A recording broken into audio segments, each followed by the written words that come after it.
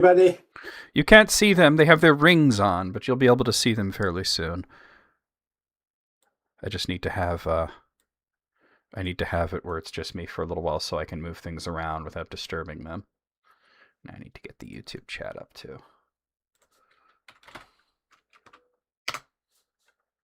Oh, I need to change accounts too so that I'm in the proper account. But hello everybody, we are live. Welcome to another stream.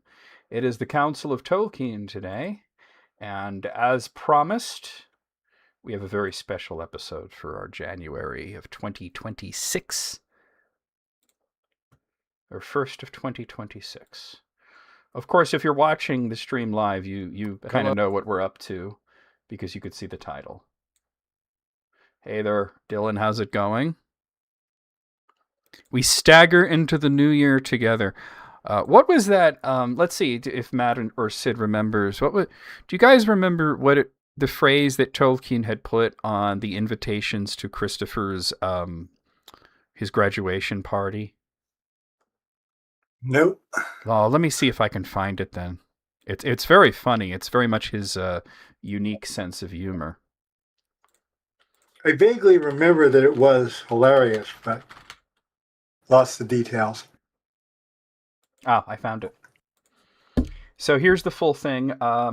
Professor and Mrs. Tolkien request the pleasure of your company on Wednesday, November 21st, 1945, to assist them in celebrating the coming of age of their son, Sub-Lieutenant Christopher John Ruel Tolkien.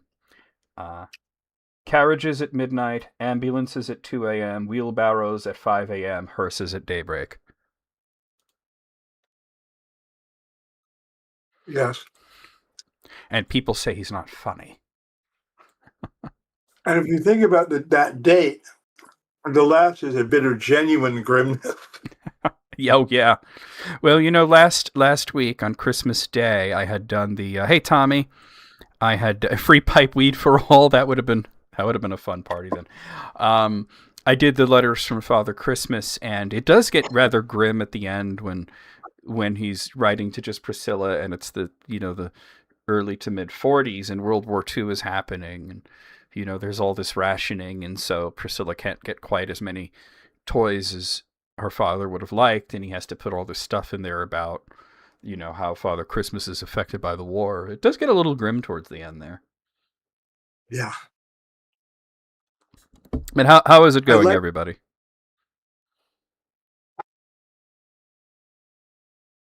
Was that to us or to the stream?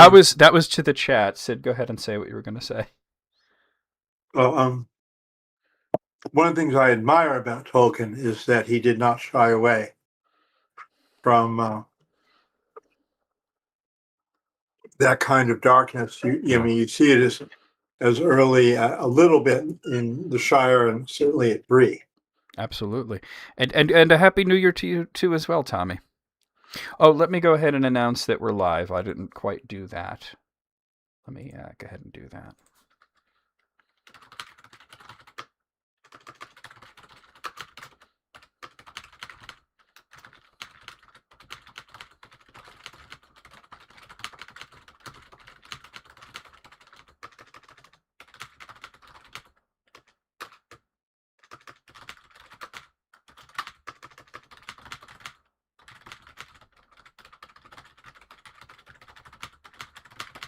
I need the YouTube link. There it is.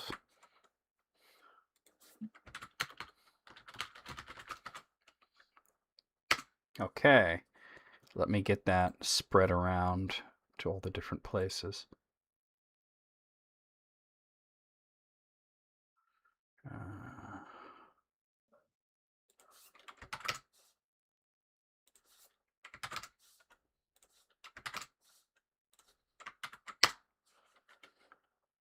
Well, it's today, Dylan. If you look at the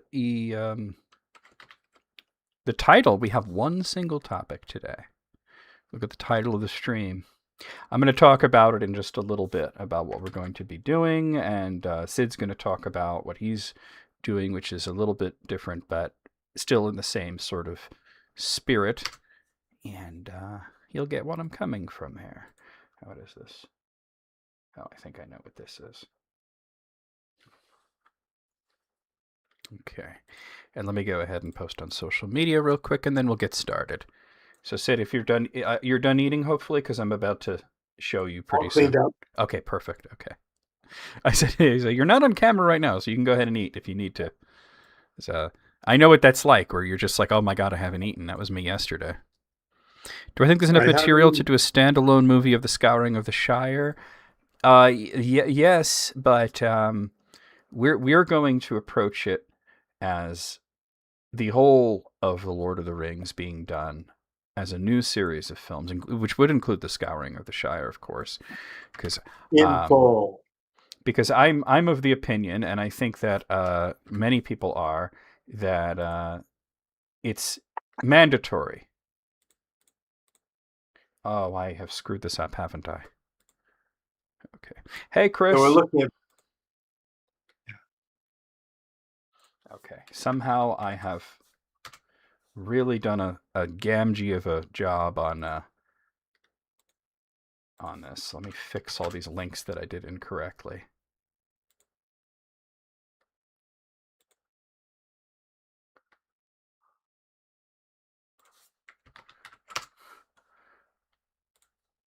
It's like, oh, I feel like calling myself a ninny hammer right about now. You know, last week Sid was in the chat room, and he said to me, "Oh, it's so cool the way that you could work through your hey Ted, work through your technical issues live." And now we're seeing that sometimes I have to do that because I create them. So sometimes the in there. technical issues are of my own doing, you know. All right, I'm almost done here, and then we'll have the thing up where you guys can be able to see Matt and Sid's smiling faces. Where is that? Okay, so we're gonna swap over to here, and that doesn't look right because there. Oh, all right, I'm getting it. I can't. That turned into It's very particular about where you click. There we go. We've got it. All right. Like I said, sometimes the technical look up. issues, the devilry of Isengard sometimes comes from within as a wellspring of terribleness. But unfortunately, we are in a technological society where we have to rely on these machines. Machinations. Those two as well, yes. So now here's a question from the chat. It was directed at me, but I would like to direct it at everybody. And this is Walter saying, now we're doing the Lord of the Rings today. We're not doing the Silmarillion, but if there was to be a version of the Silmarillion, would we prefer that to be live action or animated? What's our budget? I mean, animation gives you like it gives you like a whole new way to look at things, you know what I mean? And you don't have to worry so much about locations and such. But on the other hand, there are going to be people that will not take it seriously if it's animated. I would try to do something really remarkable, which is a mix. What if you did, the Ainulindale pure angelic stuff as animation, but brilliant, beautiful animation, and then as you get to real embodied folk, the elves and the humans, just like Wizard of Oz went from black and white to color. Absolutely, yeah. What we went from animation to live, and then mixed animation and live, which has been done well a few times, or when the Valar or the Maiar show up. Ralph Bakshi's still available. Mm-hmm. He's still out there. I'm friends with him on Facebook. Cool. Unfortunately, Pete just said the days of people not taking animation series are over. Unfortunately, that's not true. My own mother, who was the one that got me into the Lord of the Rings, refused to watch the War of the Rohirrim movie based only on the fact that it was a cartoon. So there still are people out there who will just not watch something if it is animated. She would watch what Sid just said, if it was a mixture of live action and animation. But to her But and to the... I'm sorry, go ahead, you Sid. have people, you have the reverse, because you have movies like Mulan where people radically preferred the animation to the live action.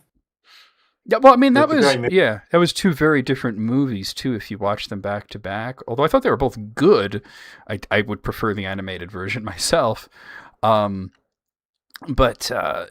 there unfortunately are people who will see an animation and they will say, well, I'm not taking that seriously. I can't watch that. So, let me preface what we're doing here for everybody, because we have a lot to get through and it's going to be a lot of fun. And we are going to be inviting participation from the chat, whether you're watching me on Twitch or whether you're watching me on YouTube. You can be feel free to put out your own thoughts on any of these. We are going to pretend that we have been put in charge of casting new series of films based on The Lord of the Rings. And I have it structured as 6 films, not 3, because Tolkien envisioned it as being something that was in 6 parts. And you don't have to make any cuts when you have 6 films. You can put as much in as you want. And the only rule that I put out there is that if you want to use some of the actors that were in the Peter Jackson films, you can, just not in the same roles, And that's a really good... Tommy Does Chile, just throwing it out there, that Benedict Cumberbatch would make a great Feanor. I agree. He has that cold, hard stare and the cheekbones and everything, and he's tall. So I could definitely see that. So I'm going to encourage Matt, and I'm going to encourage Sid, and I'm going to encourage everybody, including myself, to have the website IMDb up in another tab or window or something. And the reason is because we have a lot of characters to get through, and therefore a lot of actors' names are going to be thrown out there.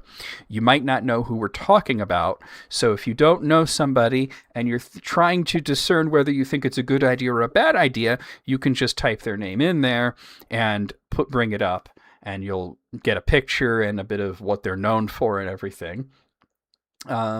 And there will later be, this is a live broadcast, obviously, but there will later be a video version where I'll actually have the pictures of these actors on screen.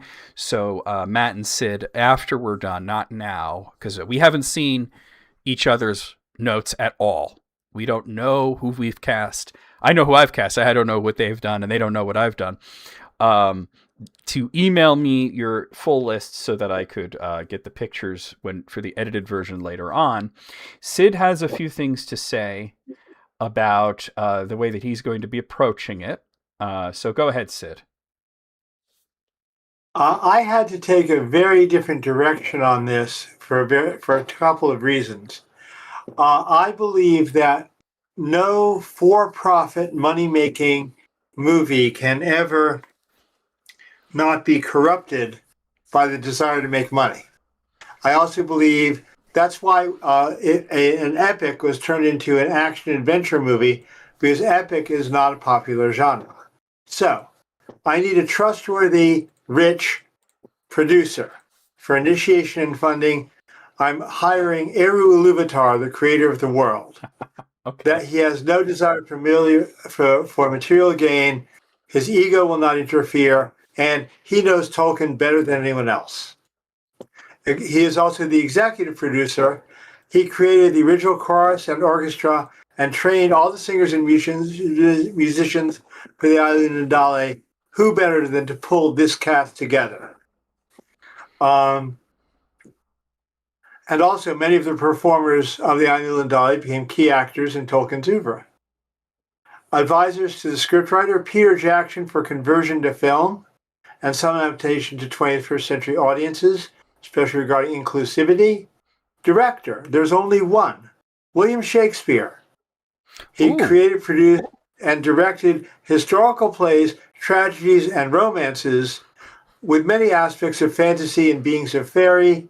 He's the only one with any good history for that. I see you there. I like it. I just wanted to say I approve of that because you're pulling from across space and time. Because if Eru is going to direct it, then he can do that. I love that idea of Shakespeare being the director. And we need one other special talent on the behind the scenes, and that's Tom Bombadil as the key grip. The key grip makes sure everything gets done right, and who better? If we need to bring an actor or a character from a galaxy long, long ago, far, far away, Tom Bombadil can snitch him over in seconds. Okay, that's all I had to say for the intro, and I'll be coming from this rather odd point as we go forward. Yeah. So you're pulling because it was just asked in the chat. So wait, we could pick anyone throughout history, and I said, well, Sid can, and the people in the chat, if they want to, can. Me and Matt are a little bit more restricted. We're picking from living actors.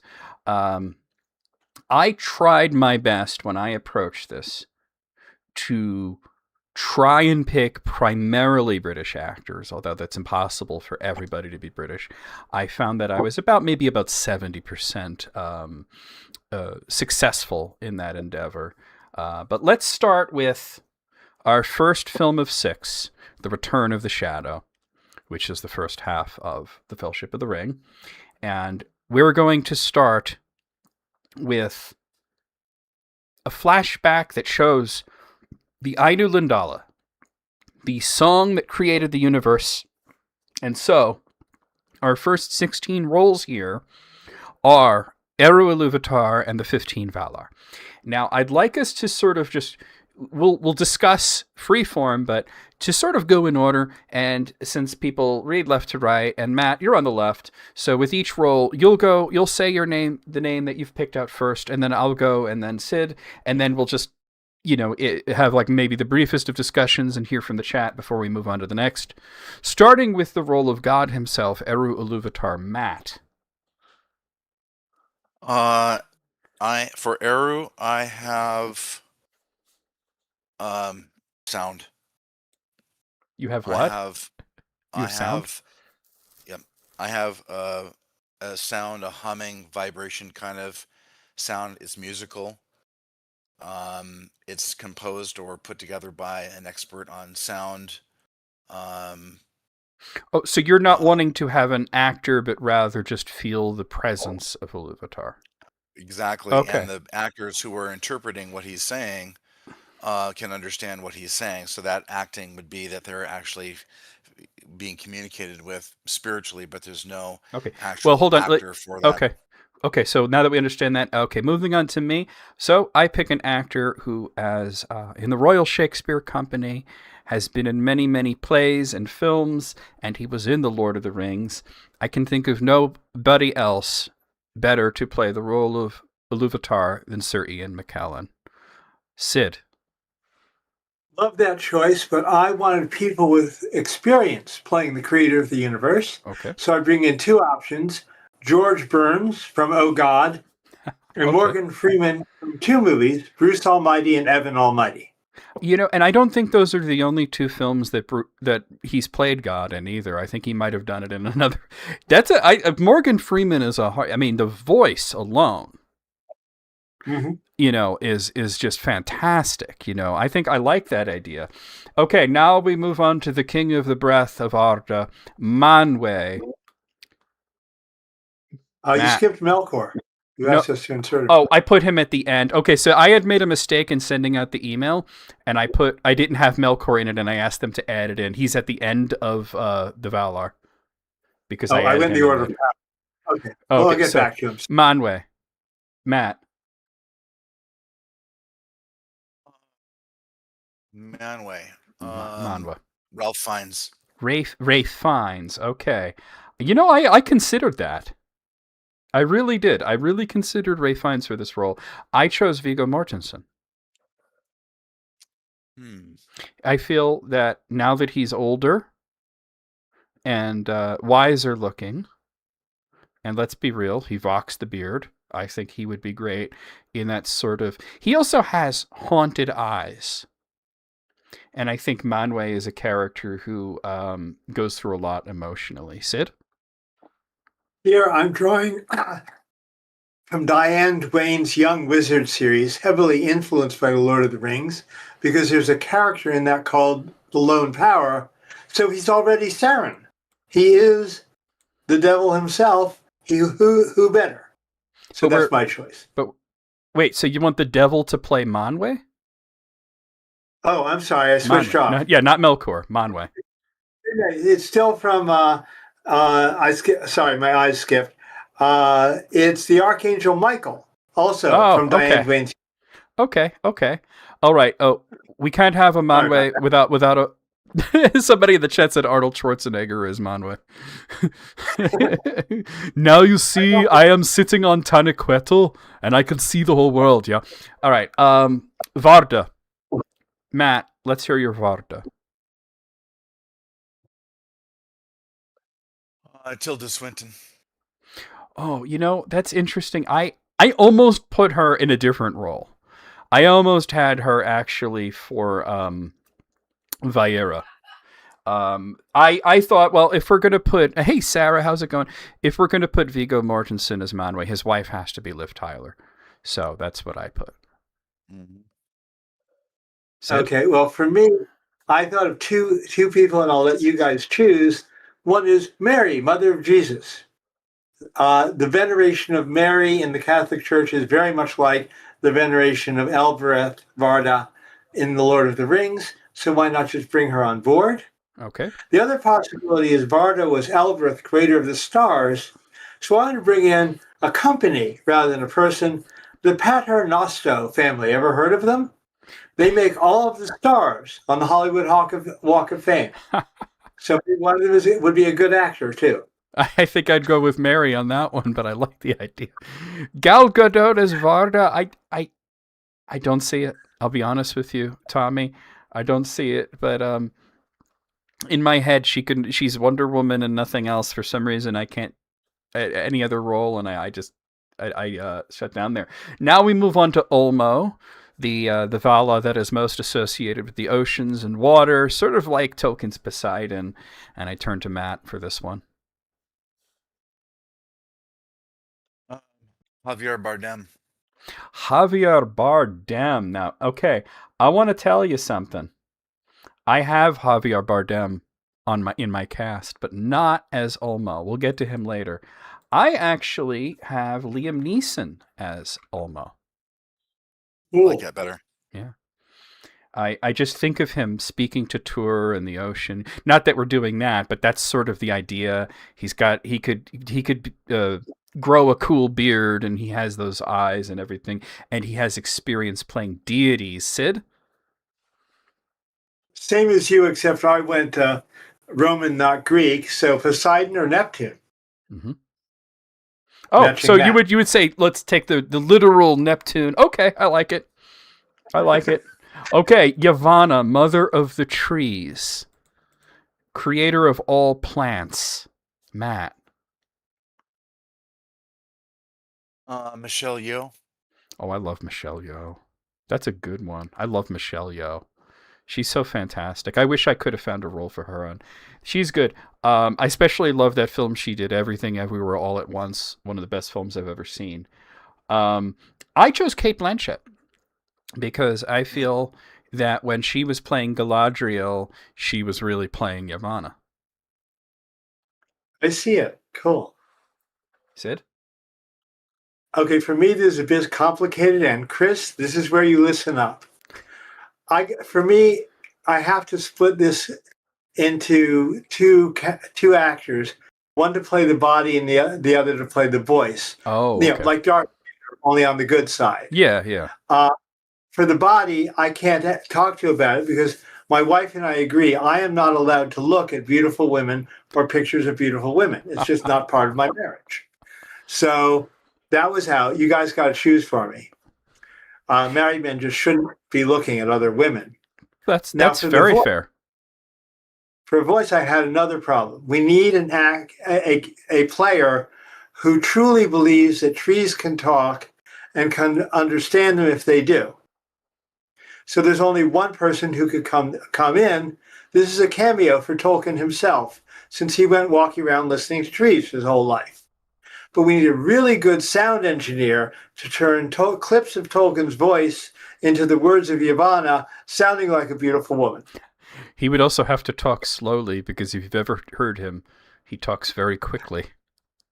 Yes. Yeah. Okay, I like J.R.R. Tolkien as Yavanna.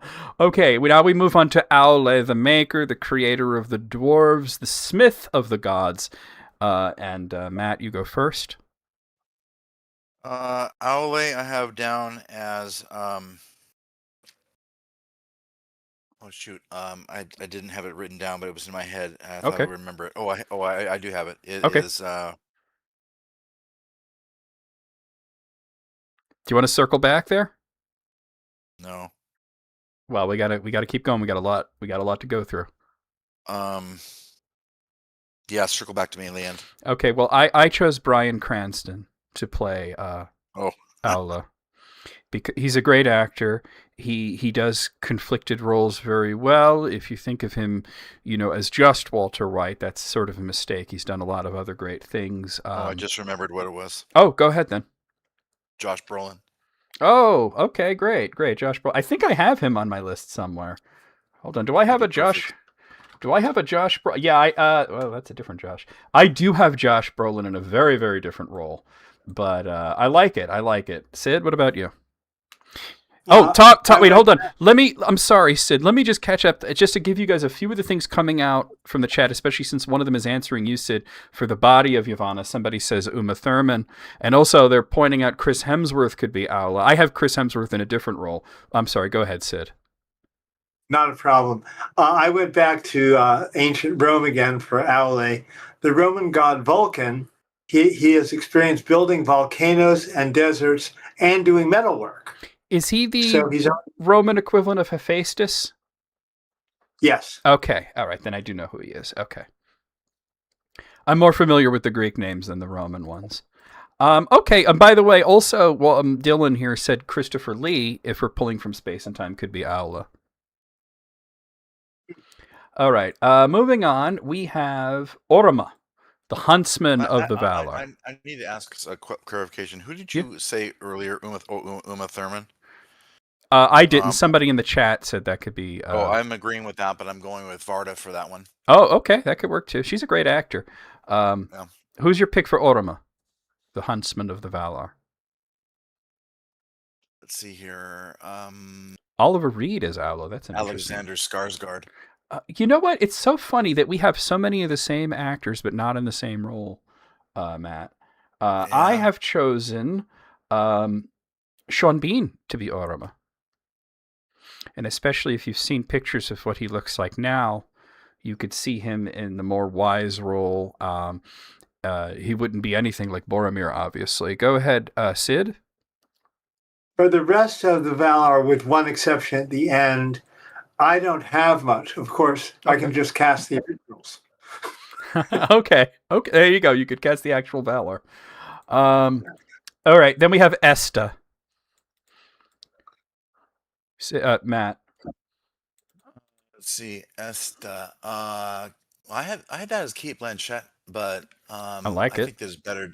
And I'll caveat that by saying that I personally would never cast.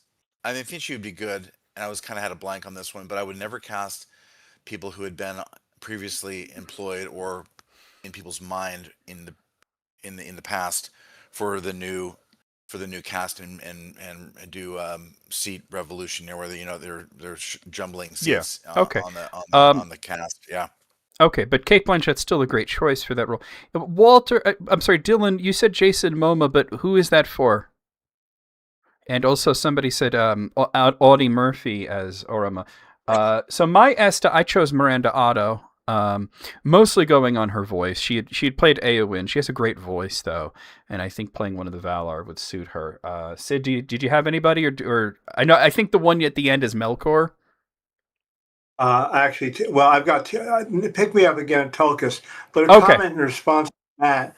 I disagree, because part of the Royal Shakespeare Theatre is that actors, as they age, if you come in as a tragic actor, your first role is Romeo, and your last role is always King Lear. Yep. So if we're playing cast who's aged 20 years or more, 25 years or more, we can definitely pick up early actors playing young roles and heading out on master roles. Okay. Now we move on to Namo-Mandos, the Doomsmen of the Valar. Matt, this is a big one. Oh, you pick. Okay, so you're saying Jason Momoa for Oroma. Okay, Dylan, you're going to find what I have to say soon very interesting. Matt, who's your Mandos? That's tough for me. I either go with Mads Mikkelsen or Mads Mikkelsen or Charles Dance from GOT. Wow, I I have both of them on my cast, by the way. Not as Mandos, but I do have both of those. Wait, well, I'm not sure. I might have taken Charles Dance out. My choice would be Rufus Sewell, who has a very sort of unnerving presence about him and a very grave voice, and he's a fantastic actor. Now, we'll pick you up again for Tulkas, Sid. So then moving on to Vaira, who weaves the tapestries that tell the story of the world. Matt? Viola Davis. I love her. She's so good. Viola Davis. Viola Davis is fantastic. That's a good one. Wow. Charles Dance is Tommy is agreeing with Charles Dance as Mandos. For Vaira, I chose Marion Cotillard, which, if you're unfamiliar, she's done series such as Rust and Bone. She was in Inception. She's just seems to me like the type who would be weaving. Moving on to Irmo, also known as Lorien. He is the one that's in charge of dreams. Matt? Who are we doing? Sorry? Irmo. Lorien. Oh yeah. Cillian Murphy. It's Cillian Murphy. I definitely, I think I put him on my list somewhere. I'm a big fan of his. I have him in a different role, but it's amazing that me and Matt are picking a lot of the same actors, but in different roles. I actually chose Tom Sturridge, and if you don't know who he is, he has experience playing a Lord of Dreams because he played Morpheus in the Netflix Sandman. And due to sort of like a lot of the controversies having to do with the author of that work, we're going to rescue him and let him play a Tolkien character instead. Then we have Vanna. Not a major character there, but who do you have for Vanna, Matt? Let's see here. Vanna. Yeah. You do have the list in front of you, right? Ana de Armas. Okay, I have to look her up. Ana de Armas? Let me see. I know the name. How do you how do you spell her name? Or the last name? A-N-A. Well, it's just I had two. Okay. I got it. I had two N's in Anna. Okay. Oh, okay, I know who she is. Okay. Yeah, we just talked about the Benoit Blanc films and she was in Knives Out. Mm-hmm. I can definitely see it as long as she's not throwing up everywhere. Now we go to Tulkas, who is sort of the Herculean figure. And Matt, who have you chosen for Tulkas? Well,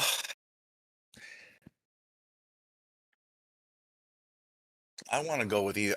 I'd either go with. I guess I go with Hemsworth. Chris Hemsworth. He's a very big man. I could see.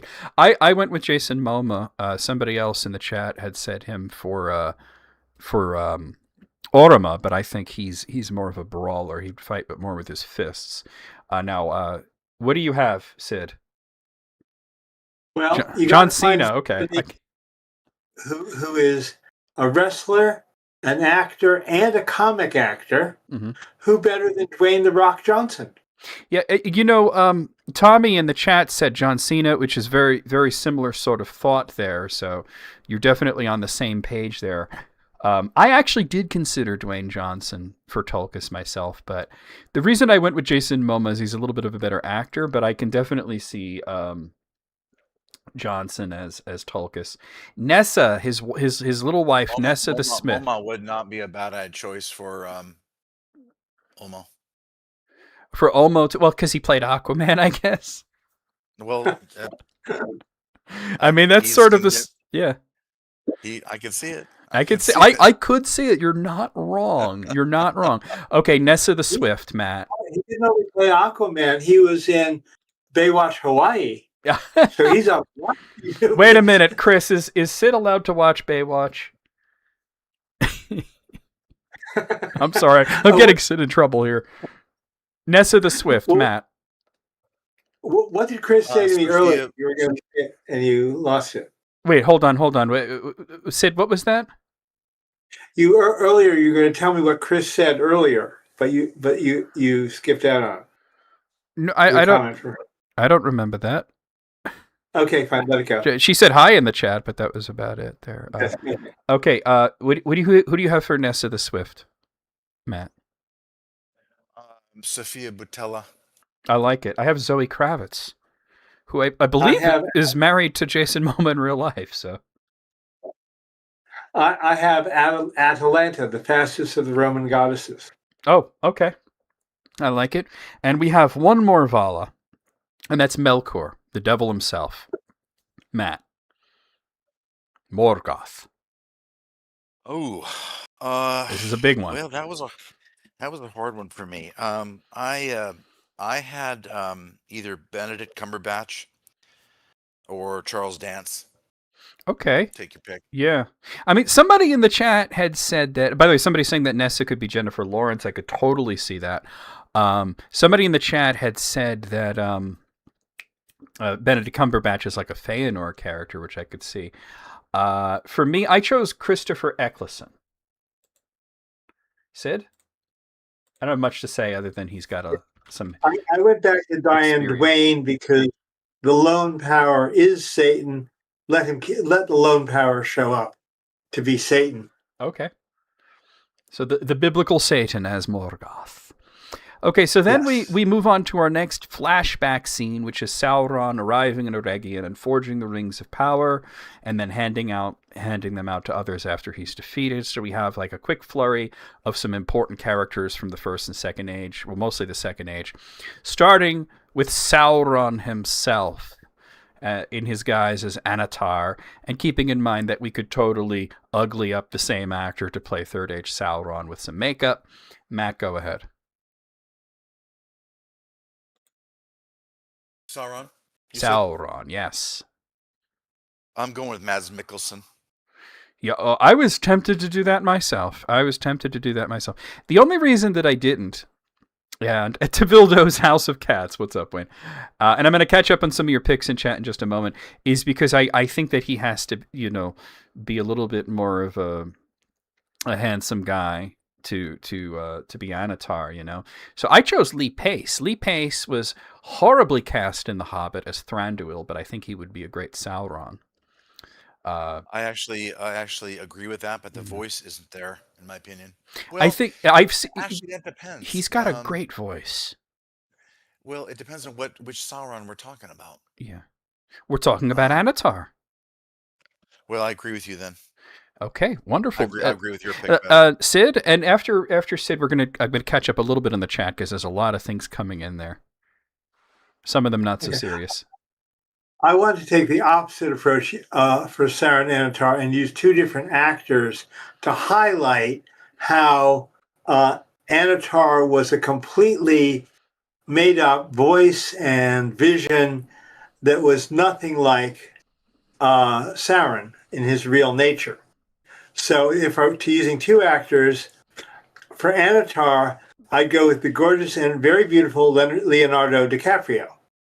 Okay. For Sauron, I would go comic and have used Johnny Depp played the way he played Jack Sparrow. Okay. Hello there, man. I'm going to need those rings back. Just a few picks from the chat that I wanted to point out. Keanu Reeves as Morgoth is interesting because I have Keanu Reeves on my cast, but not as Morgoth.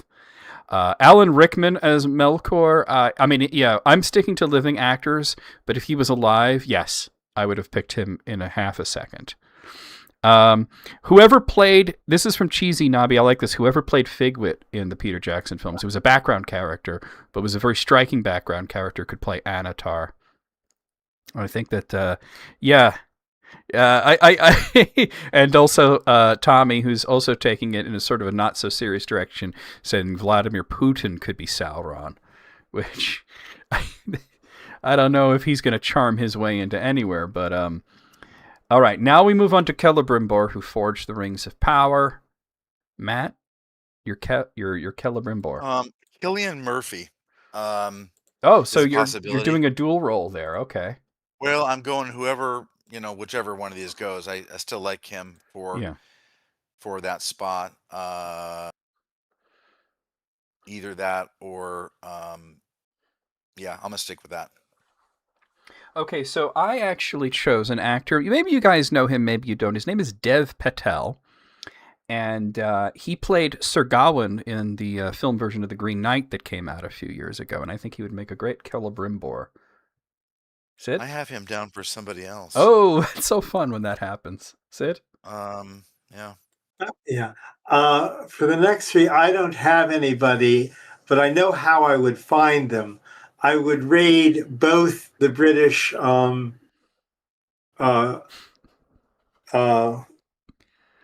Theatre Shakespearean Guild, and also all of those old detectives on BBC shows.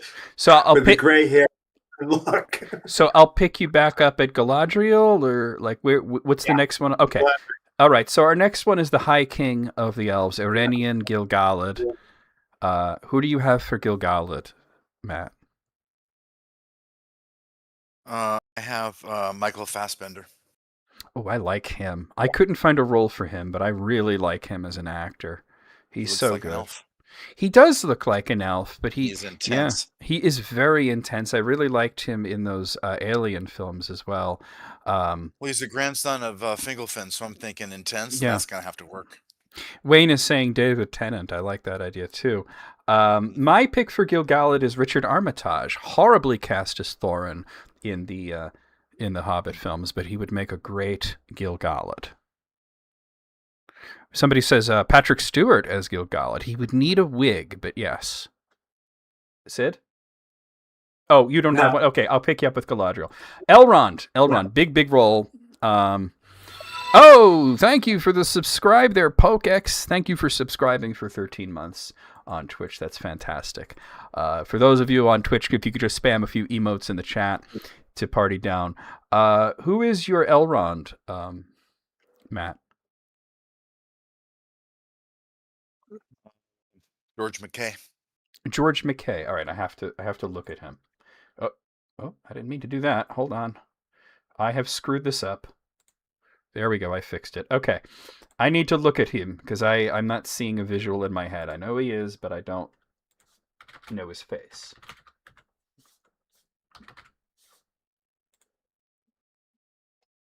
I'm not seeing you said George McKay? Yeah, M-A-C. M-A-C-K. Oh, I see. Oh yeah. You know, he kind of looks a little bit like Viggo Mortensen in his own way, like a young Viggo Mortensen.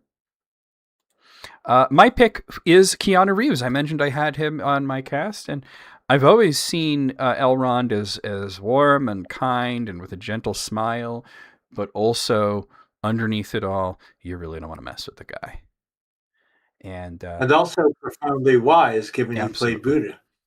That's true, yes. It's true. And now we move on to Galadriel, the Lady Galadriel, the Lady of Lothlorien, famously played by Cate Blanchett in The Lord of the Rings. But what would your casting for Galadriel be, Matt? Vanessa Kirby. Matt, I'm going to ask you to maybe adjust your microphone a bit because I'm getting like at the beginning of everything you say, it's a little warbly. Vanessa Kirby. Oh, God, that's a good one. Wow. Okay. That's a good one. Vanessa, she's beautiful. I like that. Okay. Let's see. So, by the way, Chris did say something in chat, said when I asked if you're allowed to watch Baywatch, she said only with her. So there you go. My Galadriel is Lily James. Sid, who's your Galadriel? Well, I'm going to go back and bring Kate Blanchett right back for the role. Oh, okay. I just hope that she spent a lot of time in the Undying Lands so she can still hold it. She still looks really good. She still looks fantastic.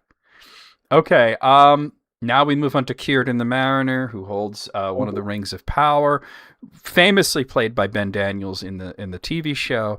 I made myself a rule that I would not cast anyone in the same role, so I did not do that. But who do you have for Círdan, Matt? There is no reason to replace him. You're saying it's got to be Ben Daniels? I was so tempted. Be. He's so good in that role. I chose James Remar because he's got sort of the same vibe as Ben Daniels. You know. Let me tell you something real quick. I feel that's weird, but I feel about Ben Daniels playing Círdan like how Andy Serkis became Gollum. I feel like there's just no other way to. And I'm not a super massive big fan of the series because it's got its own clunky problems, but that one was when I watched that, I just went, "Oh baby!" Jumped up, he got spilled my beer. You know, he got spilled my beer and everything, and I was like, "Yeah, that was a great pick." And I feel like there's no other person that can be Gollum other than Serkis, and that's how I feel about Ben Daniels. Okay. Like I said, I chose James Remar because of a similar vibe. Matt, who do you have for Círdan? I'm sorry, Sid. Sid. Yeah. Oh, I'm going to side with Matt on this one. Okay. If somebody got it right in a bad movie, give him the great movie. That's a good way of putting it. That's a great way of thinking about it, actually. Okay, now we have Durin the Deathless. Matt. Durin. You know, I didn't get his name, but who is the guy who's playing Durin in the series?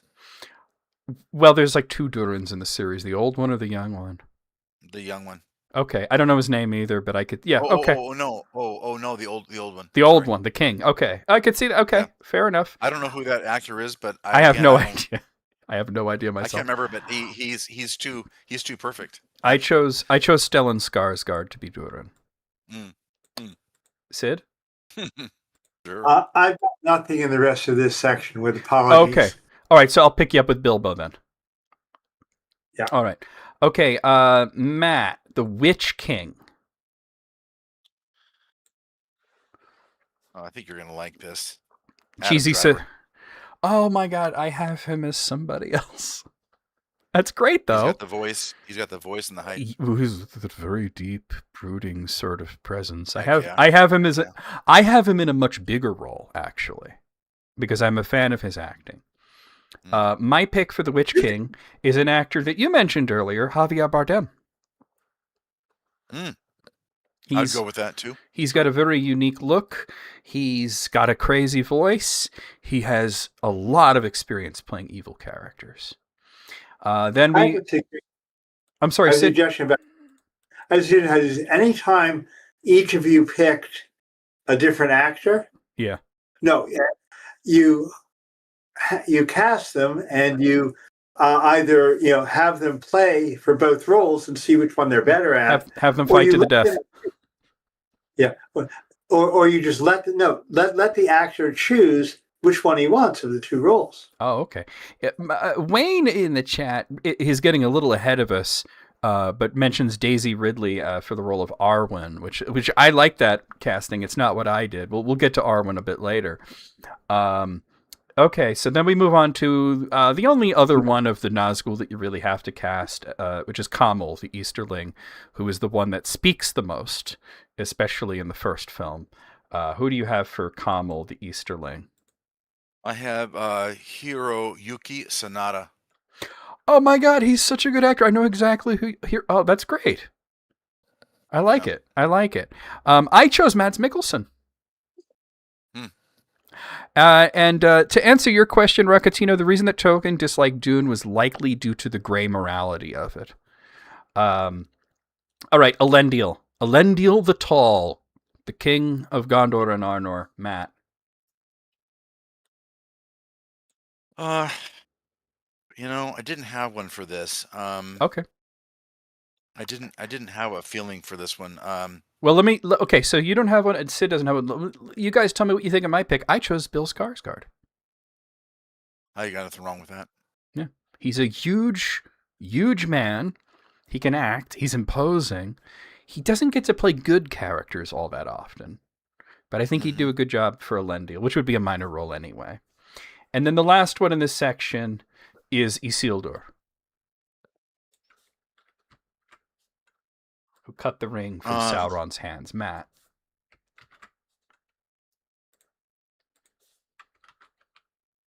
I'm looking for that. I had it written down. Just a second. You should have all of them. Don't you have like the form I sent you? I have them all, but my list isn't as perfect as yours. I don't think. All you had to do was just plug names. I know. I didn't go in that order. While we're waiting, I like what you do with Elendil. I like taking an actor known and then flipping him into an opposite character type. I'll be doing that later on. I found it. It was with Boromir. I have Boromir or Isildur as Richard Madden. Oh, okay. Richard Madden. I think I have Richard Madden here somewhere. I moved him around a few times. I don't know if he wound up in the cast or not at the end. We'll have to find out as we go through this.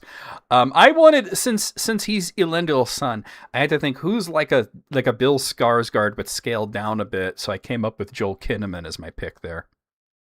And yes, Recatino, Skarsgård played in It. I just watched the season finale of that today. Welcome to Derry.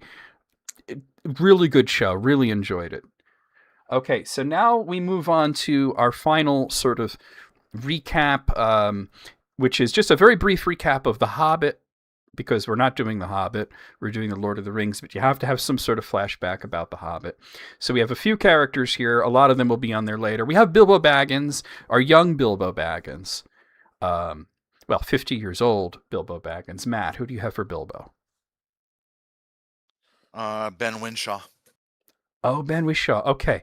You know how tempted I was to put him as Bilbo? You and me had some of the same thoughts there. I actually went with Eddie Redmayne.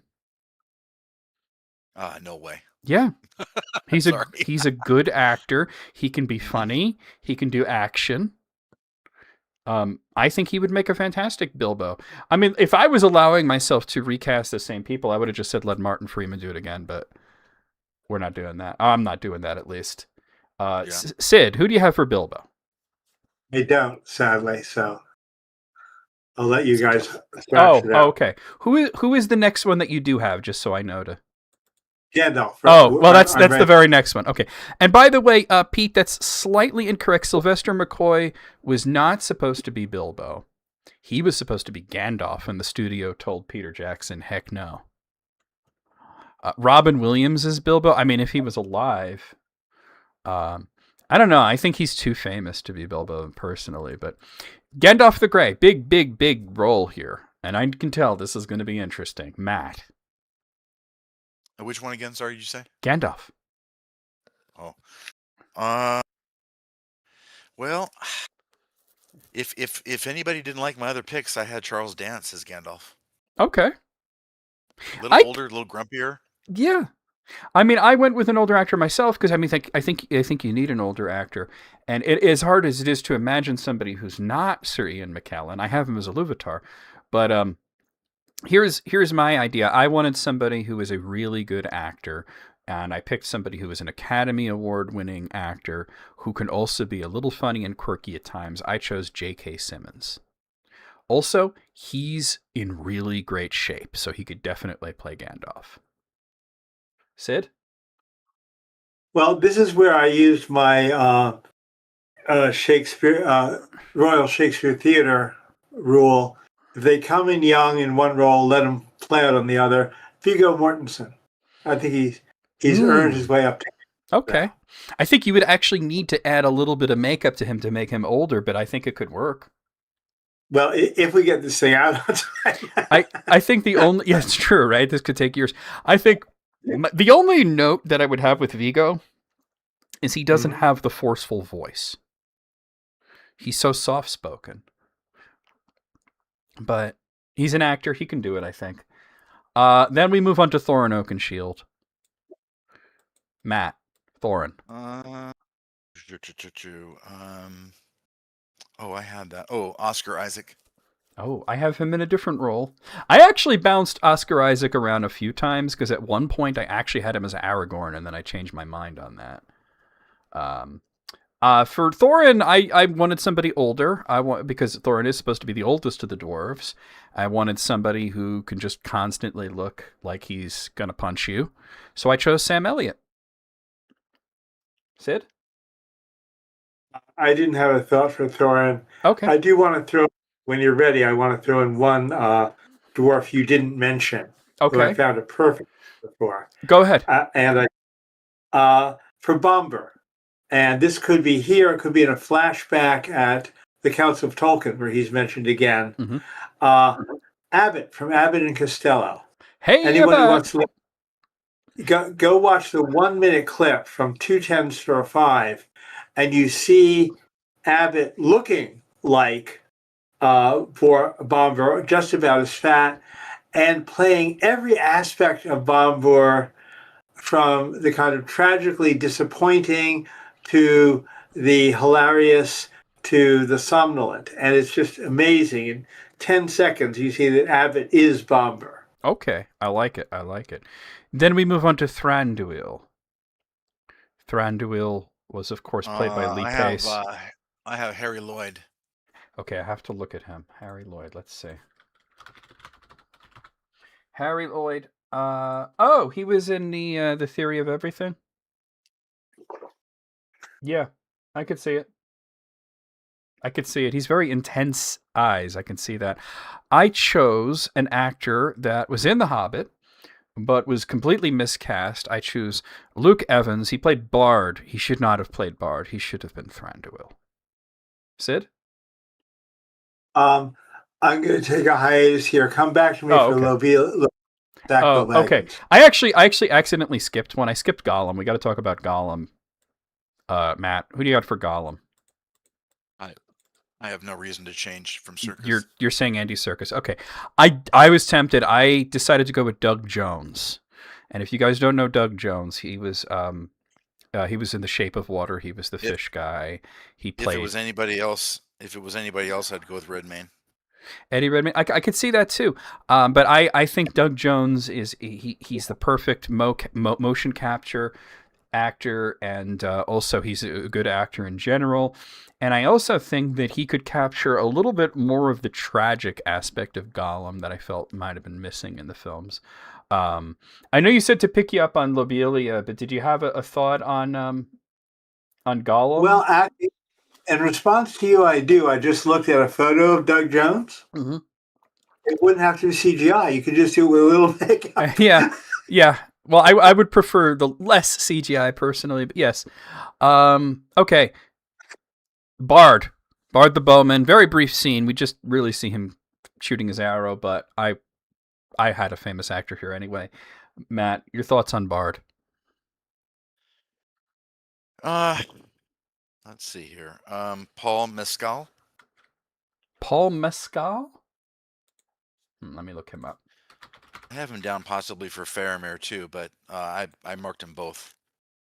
Okay. You know what's funny is I'm looking at this guy, Paul Mescal. He was just in Gladiator 2. Now I know who he is. He looks a little bit like my pick, which was Pedro Pascal. Sure. He doesn't look very different from Luke Evans. That's true. And by the way, to answer Rakatino in the chat, we don't need another film based on The Lord of the Rings, but we're having fun with a what-if scenario. Okay, we're going to pick you up with Lobelia. So then we move on to the actual Lord of the Rings. So Bilbo Baggins, older Bilbo. Your thoughts on that? Are we keeping the same actor, Matt, with makeup, or what are you doing? With who? Bilbo. We already covered it. I know. Ben Whishaw. Okay. See, you're thinking the same thing, because I wrote Bilbo Baggins old, and then what I wrote as my answer was trick question. He's not supposed to age. Same actor. All right. So then we move on to Frodo. This is the biggest role, really. I have Tim Chalamet. So do I. I wrote Timothy Chalamet. I knew it was going to happen. I knew at least at one point we were going to come up with the same person. And I promise you, pull it off. We had no idea what anybody was writing down for anybody. Not well. Yeah. No. Now, actually, it's so neat you agreed on the most important character in the whole movie. WT in the chat just says Jinx. I mean, that's amazing that we just came to the same Frodo. It's got to be Timothy Chalamet. No discussion about any of these people at all. Absolutely not. Absolutely not. I think about a year ago, I told Matt I think J.K. Simmons should be Gandalf, and that's as far as it went. And I don't even know if you remember that. Who was the other one we talked? Oh, we talked about Saruman. We'll get to that later. Yeah, we'll get to it later. Yeah, we talked about Saruman too, but we didn't talk about Frodo. We talked about Melian. Oh, Melian, but she's not on the list. Why don't you just say who you would have? No. We both came to the same conclusion that Eva Green would be Melian if we ever did. Oh yeah, like Baron and Luthien or something. Eva Green, hands down. Eva Green. But I know you said pick you up with Lobelia. Did you not have a Frodo, Sid? I apologize. That's okay. I mean, it's okay. I know it was a short time period and this is difficult. Okay, Samwise Gamgee. Matt, this is big. Jesse Plemons. Oh my God, I know exactly who you're talking about, and he always plays creeps. That's what I struggle with. He looks like he could be Sam, but he always plays a creep. Yeah, he might be typecast out. Yeah. I chose Josh O'Connor, and if you guys don't know, he was just in a film that me and Matt were just talking about right before the live stream, which is Wake Up Dead Men. So he was the lead role in that, other than, James Bond there. But I chose Josh O'Connor, and then we move on to Mary. Will Poulter. Okay. And I had Will Poulter as possibly being Sam as well. Okay, I think he'd be a better Sam than a Mary, to be honest with you. No great disagreement from me. For Mary, I have Joe Alwyn. Joe Alwyn. If you guys don't know who he was in The Favorite. Was probably one of his most well-known roles. Like I said, if you have IMDb up, like I told you guys, you should have it up so you can type these in. And of course, later on, you could watch the video version where I'm going to put the people's pictures up. Then we have Sam's dad, the gaffer, Hamfast Gamgee. Matt? I don't have one for the gaffer. Oh, okay. I chose Jim Broadbent.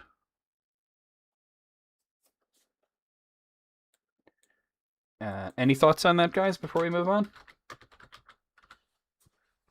No, but I do have one general thought for you, John. Go ahead. This idea I proposed of if somebody got stuck in a role, give them a chance to break out. I don't know if our listeners are old enough to remember the movie Three Men and a Baby. Yes. It was produced and directed by Leonard Nimoy, who is trapped as Spock, even though prior to Spock, he played the most emotional of all cowboys in everything he played. Mm-hmm. And so he picked up three male actors who were caught in Macho Men, the most famous one being Tom Selleck. Tom Selleck, yeah. And he gave them all roles as men who become wonderful dads changing diapers. And so, John, I want you to think of yourself as having the freedom to rescue people from how they've been cast in prior movies. Okay. All right. Lobelia Sackville Baggins, the Karen of the Shire. Matt. I don't have one for that either. Oh, okay. Well, I have Dame Maggie Smith. But I think the one I would have picked she already passed away. Who is that? I can't remember her name. Who was the wife of Danny DeVito? Rhea Perlman. She's still alive. Yeah, Rhea Perlman. Yeah, she's still alive. I could see that too. I know. I picked Maggie Smith just because I think she could be very severe and demanding and everything. But Rhea Perlman might be funnier. Lobelia is kind of a comedic role. What is your thought on this, Sid? Well, I've got to pick a name that everybody will disagree with unless you know a minor role she played. But Glenn Close. No, I could I agree. I'm sorry. I'm not going to disagree with that. That's great, too. I thought it because she played Cruella de Vil in 101 Dalmatians. Yeah. Yeah. she's played a lot of off the wall roles, so I could definitely see it. Although I think out of the three actors that we mentioned, I think Matt nailed it with Rhea Perlman. Cool. Fatty Bulger, pretty much left out of the films. Not a big role. But what are your thoughts on Fatty? Fredegar, Fatty Bulger. Matt. I don't have a feeling on that one. You don't have a feeling on that one? I went with Nick Frost. Nick Frost had done a bunch of British comedies like Shaun of the Dead and The World's End and those sort of films, and he's a bigger man, and I think he could do Fatty justice. Do you have a thought on this, Sid? I have a feeling, and I think you probably got it with from Shaun of the Dead. Yeah. But actors who play happy fat guys who are also just a little bit smart. It's a type in my mind. I just didn't know who to name. Yeah, Fatty's smart. He's a smart guy. Then we move on to everybody's favorite. Oh, I'm sorry. Go ahead. Smart enough not to go on the quest. Not to go on. Well, you know what? Here's the thing. I think he was willing to go on the quest until they mentioned cutting through the old forest. That was a bridge too far for him. Pippin. Everybody's favorite little scamp Pippin. I have Barry Keoghan. Oh, wow. That is something. Do I still have him on my list? Yes, I do. I have him. I actually skipped Lotho. I have him as Lotho. We forgot to talk about Lotho. Do you have a Lotho as well? We'll put them together, Lotho and Pippin. No, I don't. Okay, then. Well, my pick for Lotho was Barry Keoghan, actually. And he was also in The Green Knight, by the way, with Dev Patel. He played a minor role, but he was in that. My Pippin is Tom Holland. Let's get him out of the superhero roles and the action roles. I mean, it's still an action role, Pippin, but something a little bit more serious for him. He is a British actor. He could use his own accent instead of fake American as well. Sid, do you have a thought for Pippin? Nope, I do. I'm lined up for Aragorn when you're ready. Okay, well, that's Aragorn is next. I struggled with this one, but I came to a decision that I'm not 100% happy with, so I'm very eager to hear what Matt says. Emma Watson as Pippin. Now, come on now. By the way, Cheesy Nobby said that imagine if we did like Bollywood, The Lord of the Rings. Just Gimli using his axe like a helicopter, you know? Matt, Aragorn, this is a big one. I have Alexander Skarsgård. I can't argue with that. I literally cannot argue with that. That might be better than my choice.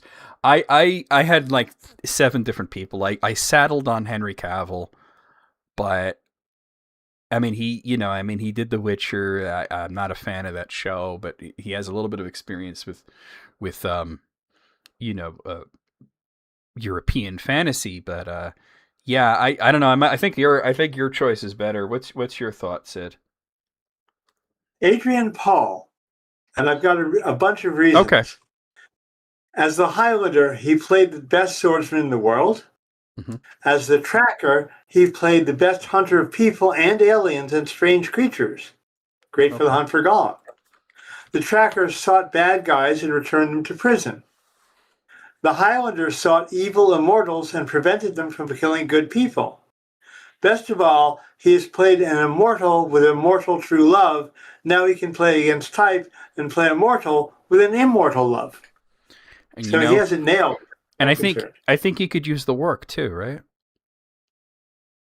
I don't know if he retired happily or... I'm not sure what happened to him, to be honest. I have no idea what... He did some really cool things after Highlander. Yeah. We'll talk about him on another day. Yeah. And by the way, Pete... height doesn't matter because the tallest person in the original Lord of the Rings was John Rhys Davies. He played Gimli, so height that's easily fixed with camera tricks. I don't know. I think Matt wins this one again. Not that it's a contest, but I think Matt had the best choice. Okay, Deagle is not a big role, but you got to have a Deagle. Somebody's got to get strangled by Gollum. Matt, do you have a thought here for Deagle? Well, if it's not going to be Gollum as an alternate being Redmayne, I'd say Diego as being Redmayne, who converts then. Okay. Eddie Redmayne. This is the one that my mom got angry. I had her review these, and she didn't like it because she loves the actor. Matthew Good is who I chose. She thinks he's great, and she's like, "Who's Deagle again?" And I'm like, "He's the one that Smeagol kills." And she's like, "You can't have him on screen for only a minute." But that's who I picked. I haven't thought about how to find Deagle. Mm-hmm. Watch every episode of the original Law and Order. And corpses. And see one that was strangled, and a man who was strangled. That's so many episodes. Okay. Yeah, but mostly it's beautiful women who've been stabbed or shot. Well, yeah, I guess so. They have a lot of that too. Okay. By the way, Ted said Tom Hardy as Aragorn. That was one of the 7 or so actors that I had chosen and disregarded afterwards. Okay, now we move on to Gildor in Glory, and he didn't get to be in the old movies. But we need somebody to be the first elf that Frodo and Pippin and Sam are going to come across. Matt? Who was the person again? Gildor in Glory. Oh, I didn't have that one. Okay. Well, I went with Ben Barnes. He was Prince Caspian, so he knows his fantasy, and he's a good-looking guy. So I think that he could play an elf. Sid, do you have a thought here for Gildor? I didn't have one, but I just looked at Ben Barnes' photo. Agree completely. Yeah. Cheesy, that's terrible, and because it's so terrible, I have to repeat it. He says David Carradine could be Deagle. I think that's awful, and because it's awful, I have to repeat it. Okay, here's a fun roll. Farmer Maggot. If he ever gets mentioned in anything. Well, we're gonna have Farmer Maggot. We can't leave him out. He's important. Let's see here. I had this is a guy who was brave. He told the Nazgul to get the hell off my property. I mean, that's chutzpah right there. It is. Are we doing Tom Bombadil later? Of course. You did get the list, and you filled it out. I did. I know. He's actually the very next role, so. I'm gonna go with Kenneth Branagh.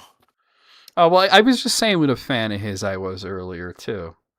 I could see that. And I can't pick between him and anyway. I won't say anymore. But I mean, I chose John Rhys Davis, and it's sort of the idea that that Sid said, age yourself out of one role and into another. Oh wait, I did have Farmer Maggot.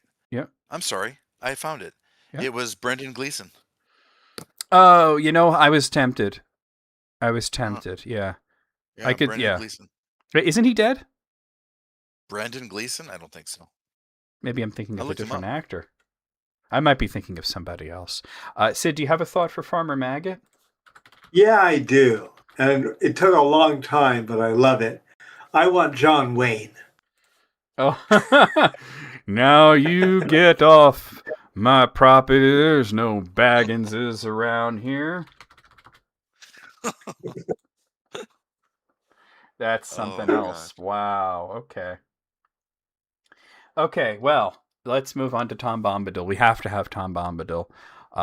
He finally got to be played in the TV show. He's played by Rory Kinnear, who did well, but we can do better, I think. Matt? Well, I have either Kenneth Branagh or Jared Harris. Jared Harris, that's an interesting thought. No, I think I think you need a comedic. Harris is my preference. I think you need a comedic actor. I think you need somebody who can sing. That's really important. And I think you need somebody who can have sort of an impish presence around them. I chose Patton Oswalt. Sid? Oh, well, I was stuck in my universe. There's only one person who can ever be Tom Bombadil, because Tom Bombadil is Tom Bombadil. Oh, so you would want the actual Tom Bombadil from literature. Okay. Absolutely. Okay. And Tom Bombadil as himself. But I want to check with you guys. Do you know where to find him these days? Oh, Stephen Fry's a good one. That's a good one that came in from the chat. Stephen Fry is Tom. I could see that. Uh-huh. I could see it. Okay, Goldberry. We can't have. Hey there, Daniel. We can't have Bombadil without Goldberry. And she needs to be absolutely stunning, obviously, because this is the only woman that Frodo ever had a crush on. Hello? So Matt, who's your Goldberry?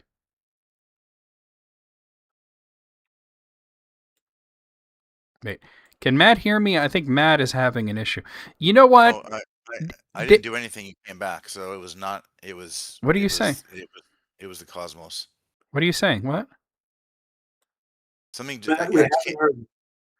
Oh, did you disconnect or something? I didn't see anything happen. It just went off. I didn't touch anything. Oh, okay. Well, you're here. I can hear you. Yeah. To answer, I considered Jack Black, by the way, Daniel, and I rejected it just because I'm a little tired of Jack Black.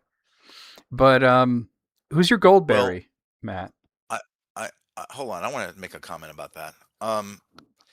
I would prefer Jack Black to Jared Harris. The problem is that I'm afraid that Jack Black and or his agent would insist on overemphasizing the comic, and that would be irritating.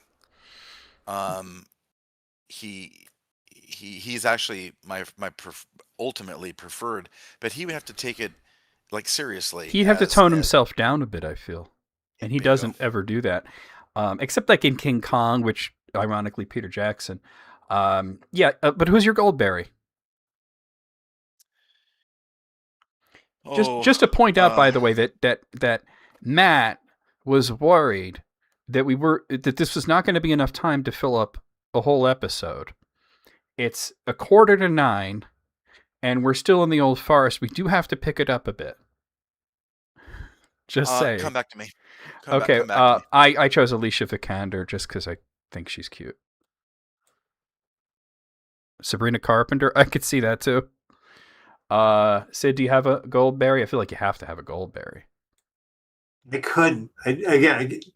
Well, obviously, I have the real Tom. Goldberry wouldn't let him act with another woman. So. Okay, that's fair. That's fair. That would anger her. Okay, that would anger her. All right, circling back to Matt, do you have a Goldberry?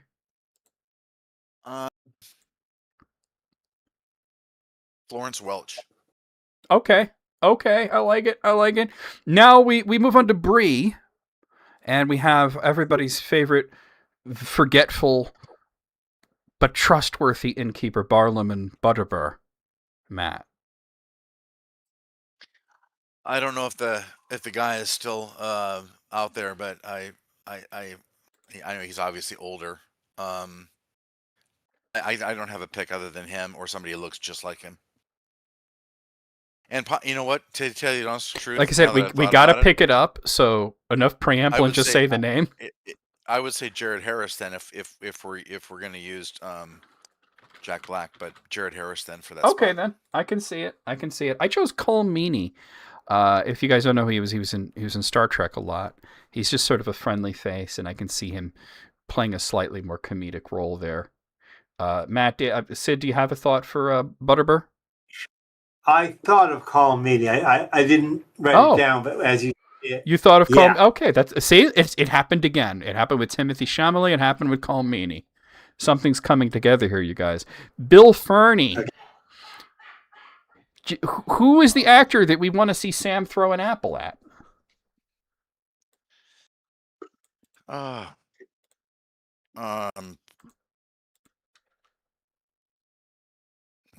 Matt. Well, Brendan Gleeson still would be okay to me. Okay, Brendan. Okay, there you go. Since you moved him off of Bombadil. Okay, that works for me.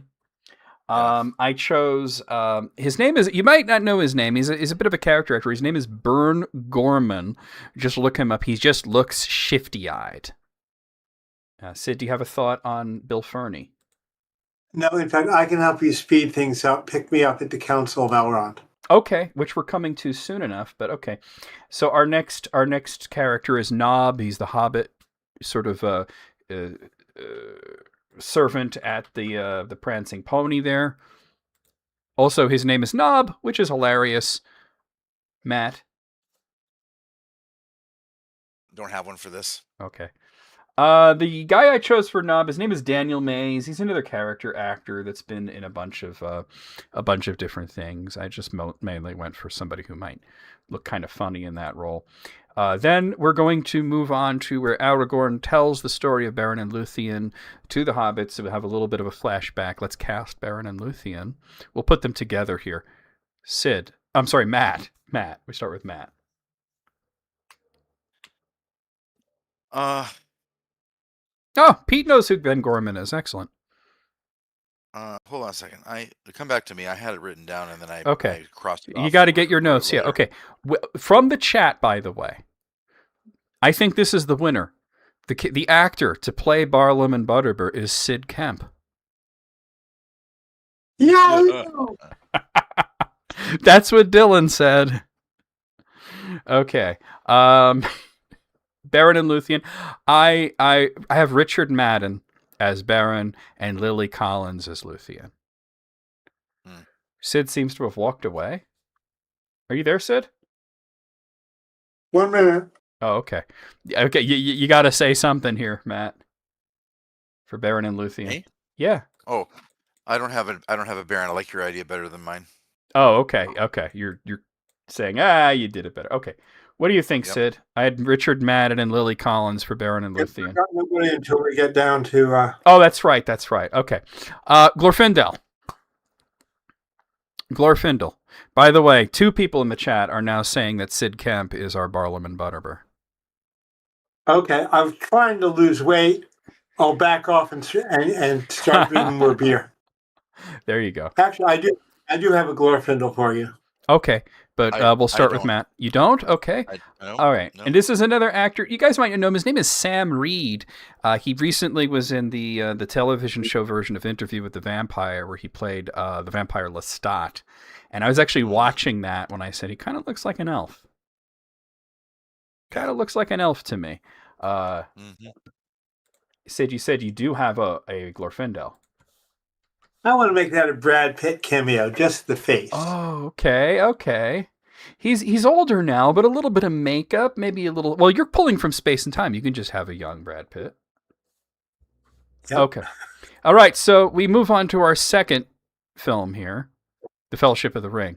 This is where we start with many meanings here. We start with Gloin and Gimli. We're going to put them together because it is father and son. Gloin and Gimli. Gloin's a minor role. Gimli's a major role. Keep in mind, we don't have to worry about height or anything like that. Just acting prowess. Matt. Who are we looking at? You are on the call with us, right? Gloin and Gimli. Oh, Gloin and Gimli. Oh, Gimli I have. Tom Hardy. That's a good choice. He's a rough and tumble sort of guy, too. But I don't have Gloin. Oh, that's okay. Okay. My Gimli... Well, I sent you the list. My Gimli is David Harbour, who is also sort of a rough and tumble sort of guy. But for Gloin, I have Josh Brolin. Sid, do you have a thought on Gimli and Gloin? No. No? Okay.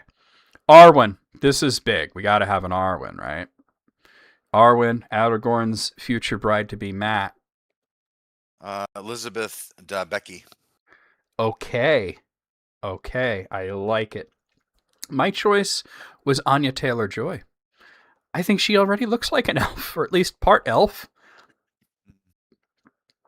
Sid, do you have an Arwen? Can't look at ladies rule. Sorry. Okay, that's fair. All right. Gloin should be Stephen Colbert. He would jump at the opportunity to be in anything Tolkien related. Okay. Oh, yeah, that would be cool. That would be cool. I like the idea. Then we move on to Eärendil, Elrond's father, because Bilbo tells the song of Eärendil. I thought it would be cool to have like a visual on the screen. Matt, do you have any Eärendil? I don't. Sid, do you have any Eärendil? No, sorry. I am going to unilaterally say Tom Hiddleston is our Eärendil, and this is where he's going to go against type. He's not going to play a creep or a weirdo or a supervillain, but he's going to be one of the greatest heroes of the First Age. Go for it. Now we move on to the actual... Arwen is Rowan Atkinson. You're out of pocket for that, Cheesy. All right. That would be in like the comedy version, I think. The Council of Elrond. We start with Boromir. Boromir is really important, even though he's only in this one. Matt, who's your Boromir? Richard Madden. Okay. All right. Now, I chose an actor you mentioned earlier. I said I had him in a much bigger role. I have Adam Driver as Boromir. Exactly. Kind of dark for Boromir. Boromir's a dark character. He's tortured. Sid? I'm going to go back one generation to an actor who's still alive but older now. Kevin Sorbo, who played Dylan Hunt in Andromeda and played Hercules. Oh, God, he's such an awful person, though. I wouldn't want to work with him personally. We disagree completely, but let's take that offline. Yeah. Ariana Grande for Arwen. I mean, if it was a musical, yeah. Okay, then we move on.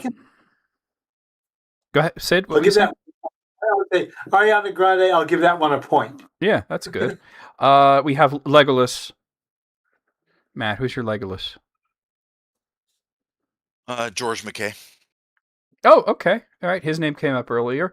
I chose an actor. You might not know who he is. You're going to have to look him up probably. But when you see his face, you think, yeah, that will work. His name is Benjamin Evan Ainsworth. Not a very well-known actor, but I think if you look him up, you're going to say, oh, okay, yes. Sid, Legolas. No, didn't have anyone. Not for Legolas. Okay, he's a tough one though. I think he's hard to cast. All right. Now the next two, we'll put them together because they're minor elf roles. You guys might not have had the chance to cast them. Eristor and Galdor. Does anybody have an Eristor or a Galdor? Just say yes or no. No. Okay. Eristor and Galdor. I have James McAvoy for Eristor, and I have Luke Pasqualino for Galdor. Now we got to talk about Saruman.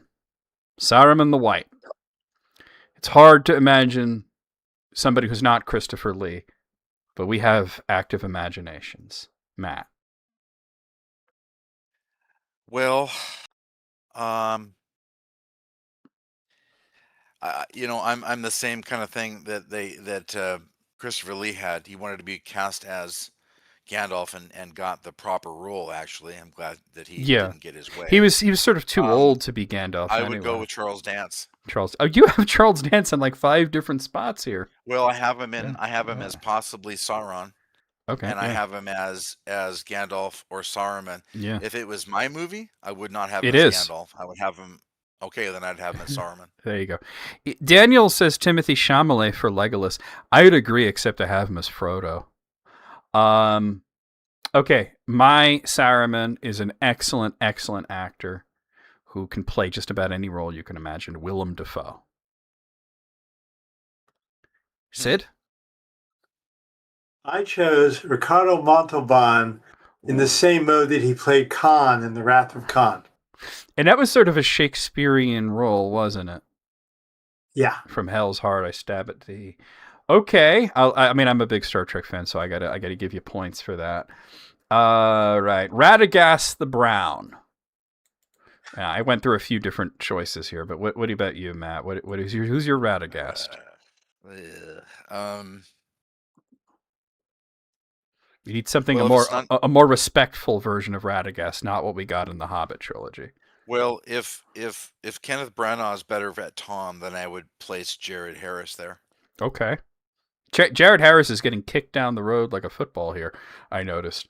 So I thought, I had a difficulty with this, but somebody on Quora actually helped me out with this without knowing it, because I talked about what the wizards actually look like in an article, and I said that if you actually look at Tolkien's letters, he describes Radagast a certain way. And somebody said, he's sort of describing St. Francis of Assisi. And then I thought, well, St. Francis of Assisi and Radagast are almost like the same guy.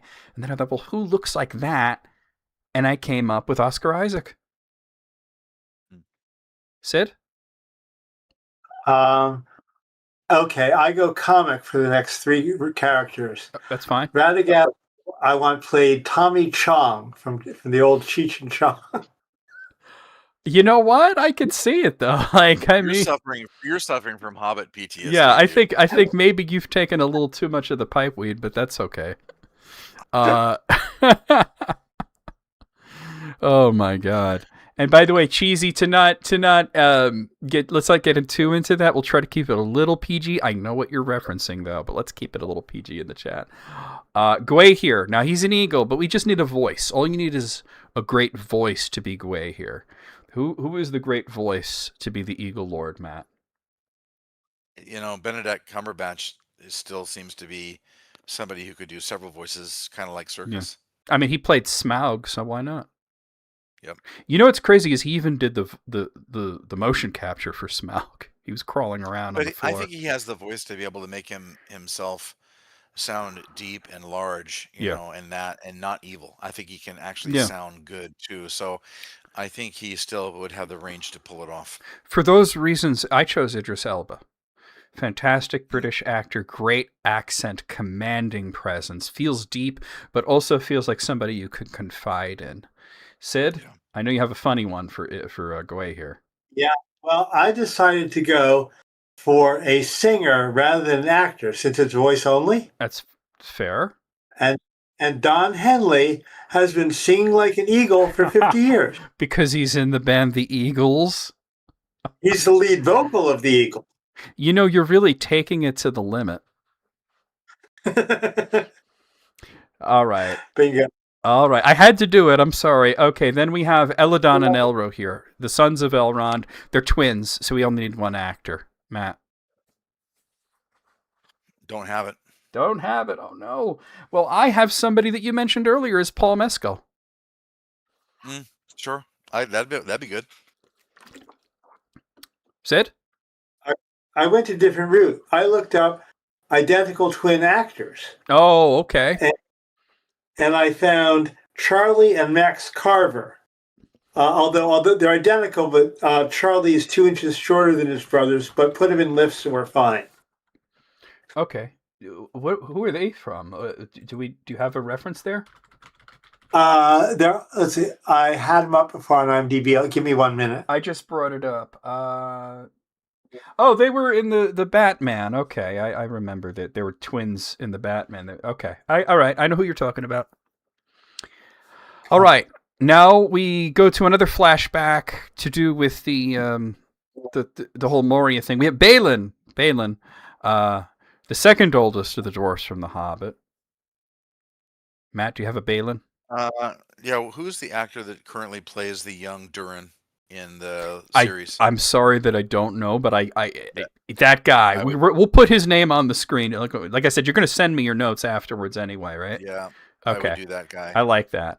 I have Mark Strong. I just felt we needed somebody very Scottish for this, and he also gets typecast as villains, so I thought we can give him a little bit of a rescue from that as well. Although he didn't play a villain in The Kingsmen, which was a nice little thing to see. Also, he can sing, and dwarves like to sing. Sid, do you have a Balin? All right, now. Where should I pick you up? Celeborn. His name is Celeborn? Okay. Oh, sorry. His name is Owen Arthur. Arwen Arthur. Okay. Haldir. He won't die in our version, by the way. He's not supposed to die in The Lord of the Rings. I don't know what they were thinking when they killed him off in the Two Towers. But, Matt, Haldir. I don't have an exact pick, but, I mean, we've named a bunch of people who could probably pull that off. I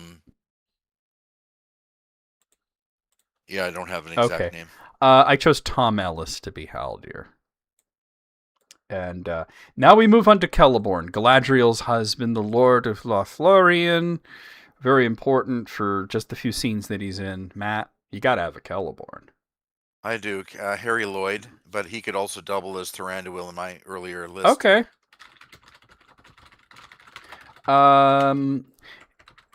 Yeah, if you don't know any of the actors, that's why I said have IMDb up so you could look them up. But like I said, I'm going to make a video version of this so that you'll be able to see them on the screen. This is where I have Cillian Murphy. I have him as Celeborn. He has that 1,000-yard stare that some of the older elves should have, And Sid? I went back a generation, although he is still with us. Michael Caine. Oh, okay. Yeah, he's retired now, but I could see a younger Michael Caine as Celeborn. You'd have to coach him. We can't have a Cockney Celeborn. But I think with proper training, he could do it. All right. Now we move on to the Treason of Saruman, or Treason of Isengard is what I should have written. Starting with Éomer. Éomer is a big, big role. The future king of Rohan. Matt. Well, I got a couple for him.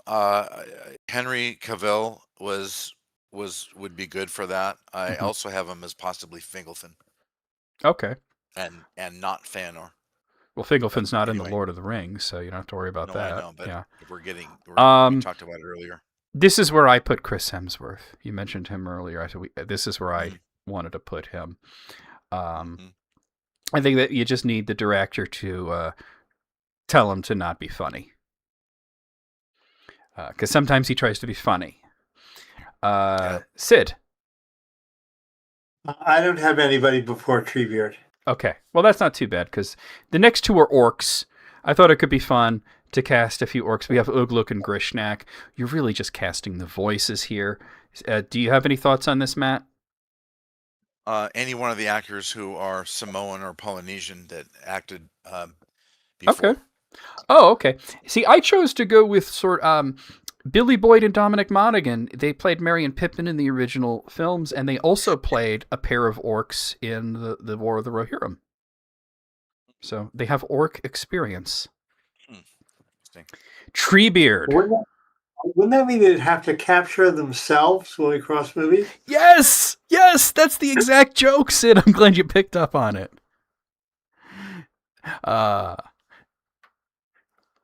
Troll King? What Troll King? What are you talking about? Okay, now we have to talk about Treebeard. Matt. It's just a voice, really, but...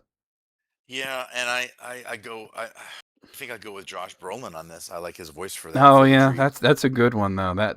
And you know, it's interesting, because you had him somewhere else. But, in the original, it was John Rhys-Davies who played Gimli and Treebeard, so, it is a voice role. Now, I went a little off the rails here because I decided that I would like to voice Treebeard. And I will tell you why, because when I read The Two Towers, when I'm doing we're not casting The Hobbit. We're doing The Lord of the Rings. That's why we didn't do any of the trolls. I think you mean the Goblin King, though. When I do Treebeard, don't be hasty. People said that's like their favorite part of the readings. So I'm like, you know what? If I'm put in charge of casting, and I'm casting myself as Treebeard. Sid? You peg. You've got it. But for me, for Treebeard and all the Ents, I have a joke. It's a bit of a twisted joke. Okay. Anybody ask the folks out there, any of you know who Lee Strasberg was? He was the Wasn't he a composer? Or... No. No. I'm sorry. I'm thinking of Lee Hazelwood. Go ahead. Okay. Inventor of method acting, led the Actors Studio, trained Dustin Hoffman and a host of others. But what nobody knows is that if you go to take a class with him, your first day, you have to act like a tree. His first exercise is stand there, don't move, don't say anything. Be a tree, and then he comes, and somebody's coming to cut you down. He comes up with all these scenarios, and you have to fully express without words or motion. So I've decided to grab Dustin Hoffman or anyone else from the Actors Studio. I know they've played a tree before, so let them do it again. I like it. Brian Blessed is a good one for Treebeard, Cheesy. Okay, Quick Bean. I had Josh Brolin as Owlet earlier, by the way. That's true. Yes. We were talking about. Quick Bean, the other end. He's the one that takes care of Merry and Pippin. He's the younger end. I was just saying use Dustin Hoffman for all of them. Okay, Dustin Hoffman for. Okay, so we'll put Dustin Hoffman there for Quick Beam as well. But Matt, what are your thoughts?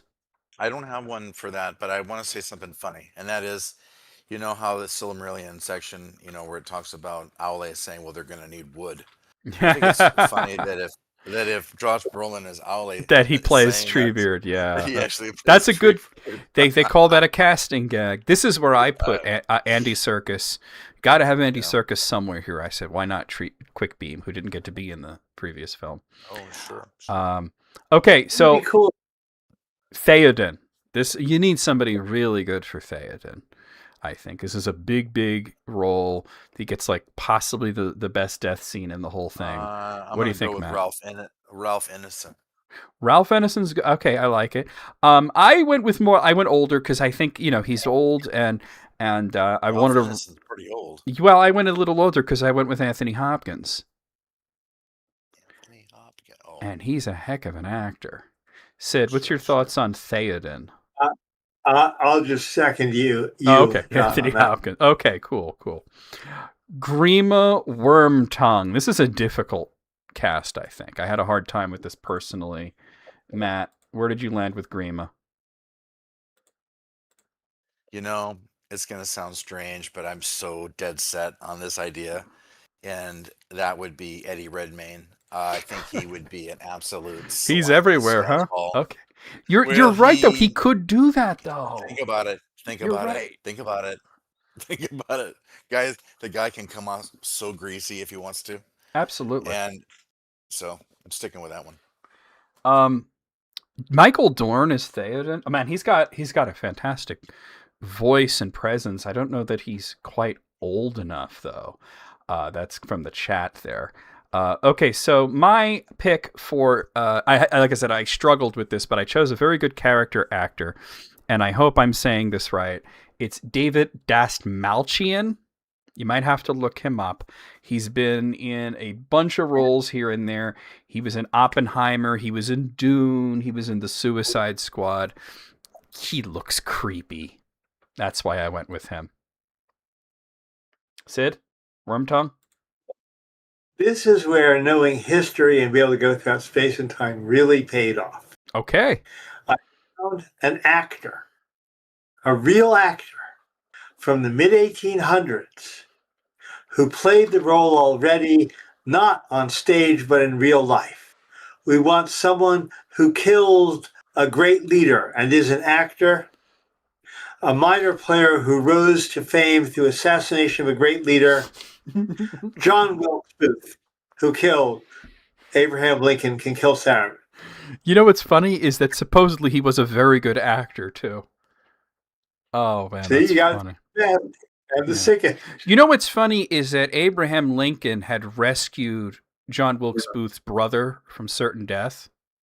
So it's like the modern equivalent would be like if the president saved Chris Hemsworth and then was killed by Luke Hemsworth, It's like a crazy idea, All right, wow, that's a hell. Eowyn, let's talk about Eowyn. This is a big role too. Matt. Boy, I don't have one for that. You have to have an Eowyn. I know. This is such a big one. I know, it's a big one. I can understand not having some of the minor roles, but Eowyn? Oh, come on now. Well, maybe you'll just agree with me. I've got a real actor. I have a real actor too. She's pretty. She can do some action stuff. She's been in a lot of great films. Saoirse Ronan. Don't know her. I have a question. Has she ever played a male war hero? You know what? I haven't seen everything that she's been in, but I wouldn't be surprised. Okay.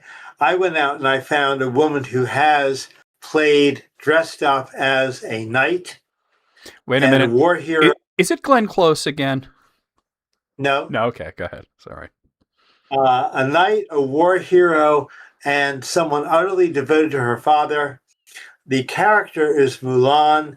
The actress is Liu Yifei in the live-action Disney of Mulan. Okay. Now, we do have a problem. We now have a black-haired Chinese daughter of Theoden. Call the makeup department. Niece of Theoden, but okay. She's his niece. Fair enough. You are right. I have Hama is a minor role, but he's important. He gets killed too, and the king is very sad about it. Do we have a Hama, Matt? No, but I do have an Eowyn. Oh, let's hear your Eowyn then. It's Saoirse Ronan. You mean Saoirse Ronan, the actor that I picked? I'm Saoirse. Is that who you picked? Yes. Sir, that's how it's pronounced. I know it's spelled. It's Irish. It's Saoirse. Saoirse Ronan. So we once again picked the same person. Yeah, I found it in my notes on my second page. That's how you pronounce it. Yeah. I'll second both you guys on that one. You just looked her up, didn't you? Sid, you just looked her up, didn't you? I didn't hear your name correctly, but once you corrected it. Okay, yeah, it's Saoirse. Yeah, that's how you say it. I like her. She's very good. Yes. Okay, Hama. I decided casting gag. I put Carl Urban. I didn't think he was right for Éomer rather, but I thought he could still be one of the Rohirrim. Sid, did you have a thought on Hama? Yeah, from age 12, I've had a picture in my mind of Hama, and it's kind of a nobody could ever fit problem for me. Oh, so it's the thought in your head. The thought in my head. We're going to have to extract that and incarnate it somehow. All right, so then we move on to the Battle of Helm's Deep, which most of the actors we've already cast, but Gamling the Old, who's in charge of Helm's Deep, we just need an older actor who is going to be good in this role. I don't have one. You don't have one. I chose Toby Jones. He's not like super, super old, but a little bit of makeup, I think it could work. He's a great character actor who I think would shine in a minor role like that.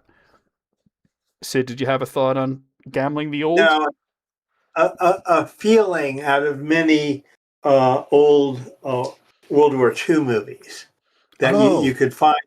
You could find an aging second in command type. That's the feeling, but I don't have. You know what's interesting is the first movie that I saw him in was Captain America, which was during World War II. But he was playing a Nazi, so. But yeah, he was a second in command, but it was to the Red Skull, so. Okay, now the fourth film, The Ring in the Shadow, most of the roles are cast. We don't have that many. The big one is Faramir. That's the only really important one that we have to talk about. Matt, Faramir. Well, I had Paul Mescal. Okay. Didn't you say him for something else? I know I did. I did. I had him for Faramir earlier. We didn't cast Faramir till just now. Oh, I mentioned it on my own. Oh, you must have. Okay. All right. Because I had him. Yeah, I know what happened. Who did I have him as? I don't even remember.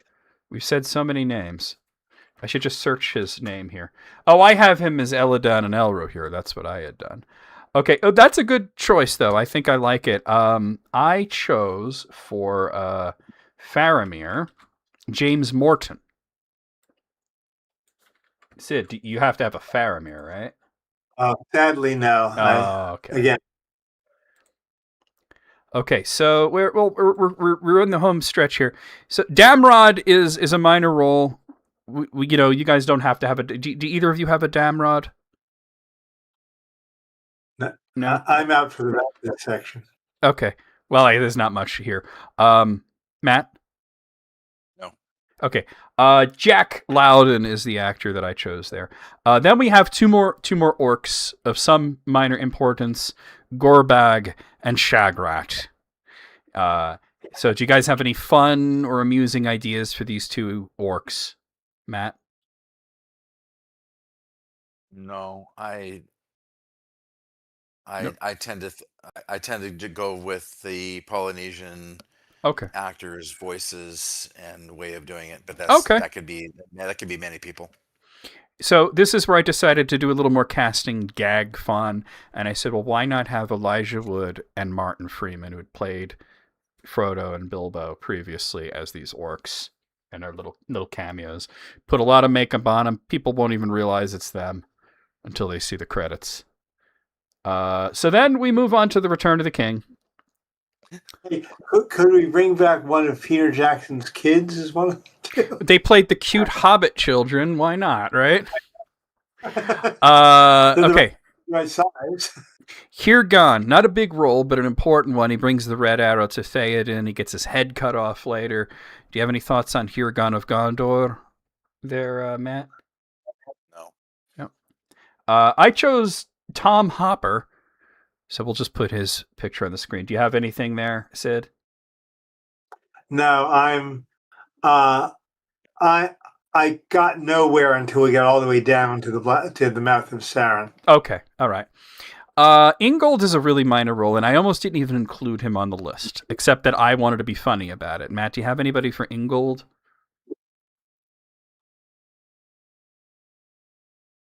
Yes, no, maybe so.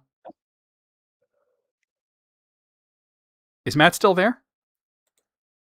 I see him. Matt, can you hear him? I don't think Matt can hear us all of a sudden. Yeah, I can. Oh, there we go. Okay, yeah, you were sort of spacing out and disassociating there. Do you have anything for Ingold? Not a big deal if you don't. I only wanted to do it. I don't. Okay, my choice. Oh. Well, let me talk about my choice because I didn't skip anybody here. Right. My choice for Ingold, who's a very minor role, is a character actor who is also a producer, but he is a small actor who mostly plays background roles. He appeared in The Lord of the Rings in a background role. He appeared in The Hobbit in a background role. He was even in Game of Thrones. And his name is Roy Tolkien, Tolkien's great-great-grandson.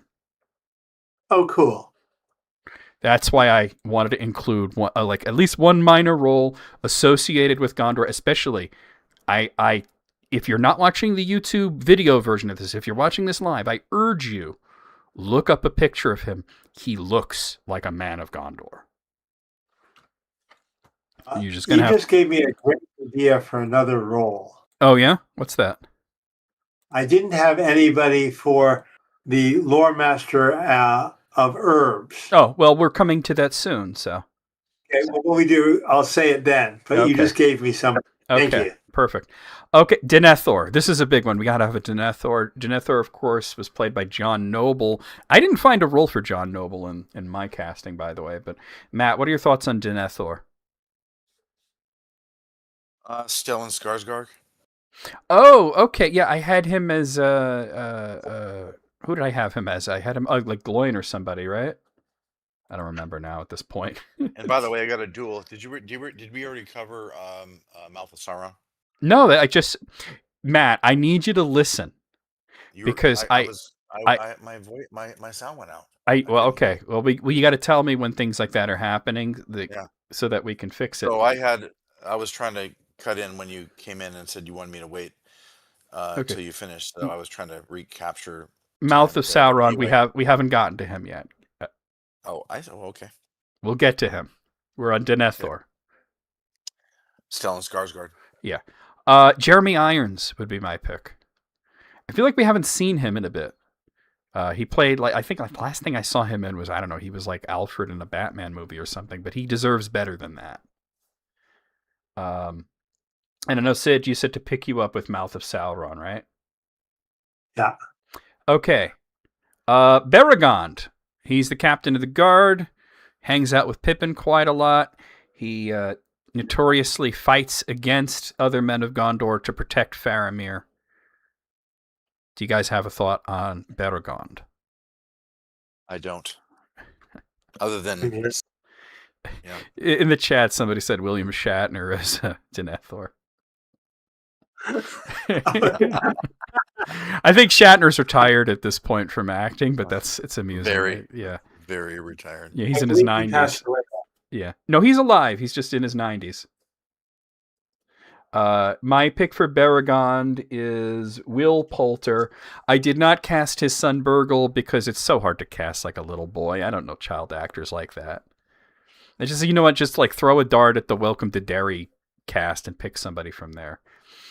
Prince Imrahil did not get to be in the old films. Kind of an important character in The Return of the King. Matt. Oh, boy. Imrahil. I'm going to go... He's important. He is. I'd say Henry Cavill. Oh, see, I have him as Aragorn. And okay, that's so funny because they fight together side by side, you know? Yeah. He's going to be a big dude, you know? He's going to be... Well, okay, so my thought, and I'm not trying to be funny with this, I'm trying to be serious with this, is the whole idea of Prince Imrahil is he's a man of Gondor, he's a lord of Dol Amroth. There is a legend that his ancestor Imrazor married a Sylvan elf, And so he has a little bit of elf in him, and that Legolas looks at him and says, I think that's correct. So I want Orlando Bloom, who's a little bit older and rougher now, to be Prince Imrahil. I can see it, yeah. But I don't take that as legend. I take that as part of the history of Gondor. Yeah, well, it was said as a legend, but the appendix said, yes, it's true. What is your thoughts? Oh, you don't have a thought on that, but you're agreeing with me, I think. I'm agreeing, yeah. Yeah. Halbarad is kind of an important character. He dies, but he's one of the Rangers of the North. He goes through the paths of the dead with Aragorn. Do we have any thoughts here about Halbarad, Matt? No, I don't have any. I mean, we've covered some of these people could be Halbarad. Clive Standen is the actor that I chose. And then we have the head Oathbreaker. In the films, they kept calling him the King of the Dead, which is incorrect. Aragorn was the King of the Dead. But we need somebody who's going to be a ghost and speak to Aragorn. He could be just a voice. He could show him. You could do it kind of any way you want to do. I cast him based on the voice. And Matt, do you have a thought for the head of the Oathbreakers? I do on this one. Clive Owen. Oh, God, that's so good, though. I like that. He's perfect for this kind of a haunting kind of... Yeah.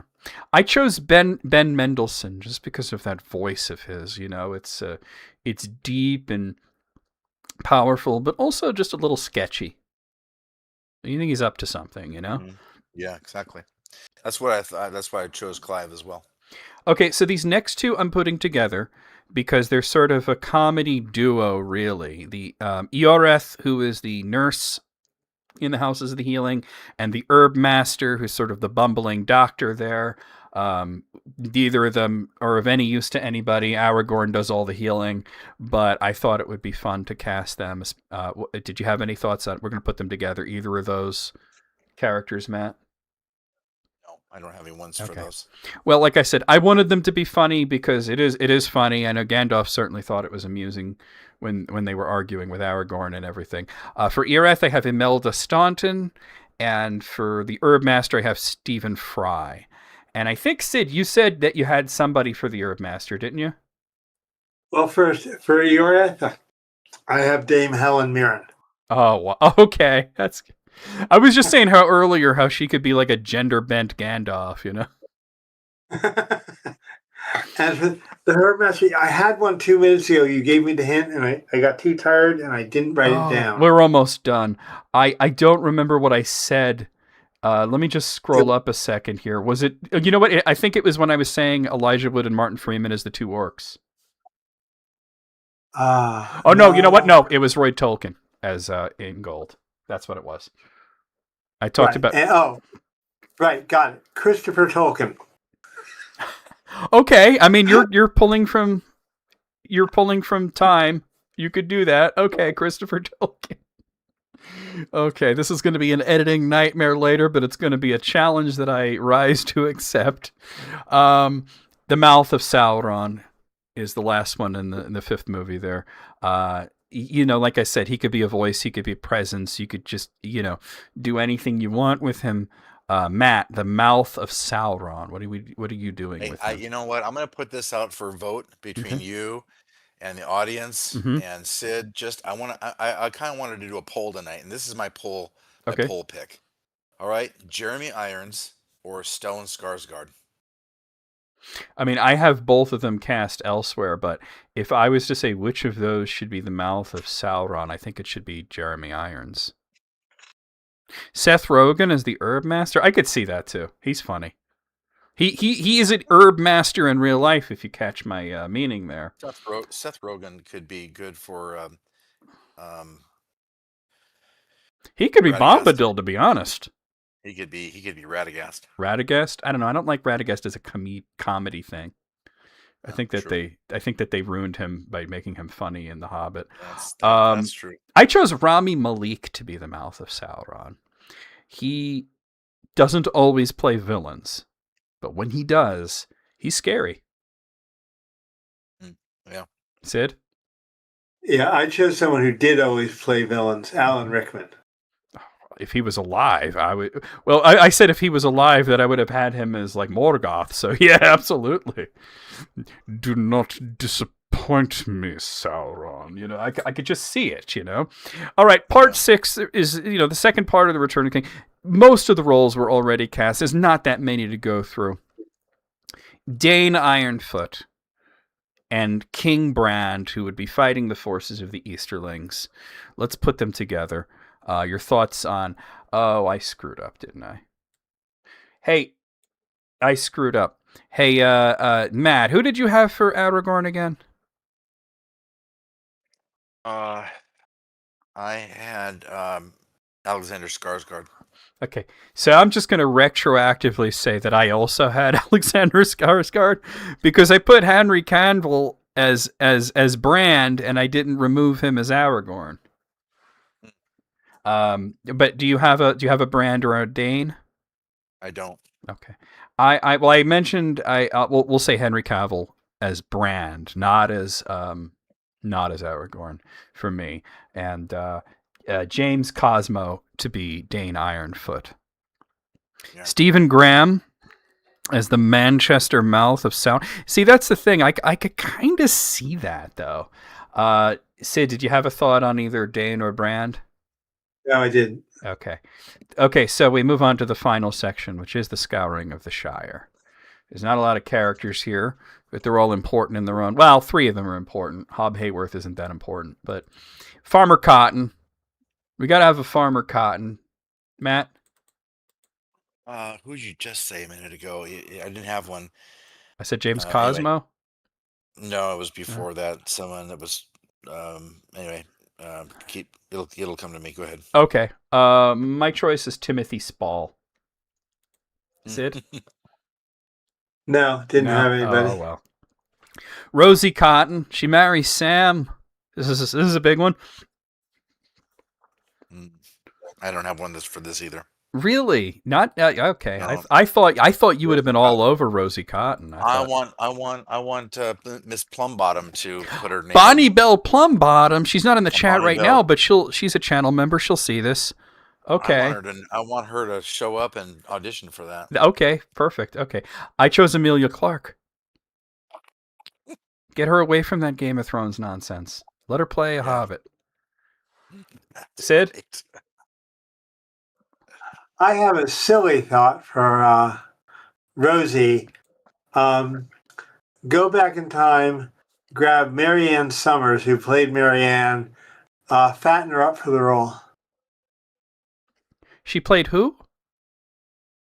Marianne on Gilligan's Island. Oh, okay. Oh, hell, why not? You know what? I say keep her just the way she is. Because she's that sort of earthy sort of beauty, you know what I mean? But she wasn't quite plump enough to be a hobbit.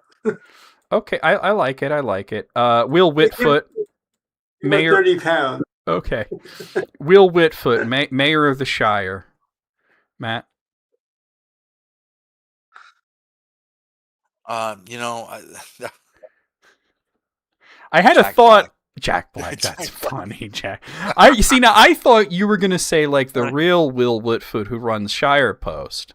That's where I thought you'd say, just to be funny. No. I chose Alfred Molina to be Will Whitfoot, actually. No. Yeah. And Sid, do you have a mayor? No, I don't. Sorry. Okay. And then our final thought. Except I want to put a plug in for the Shire Mint Post.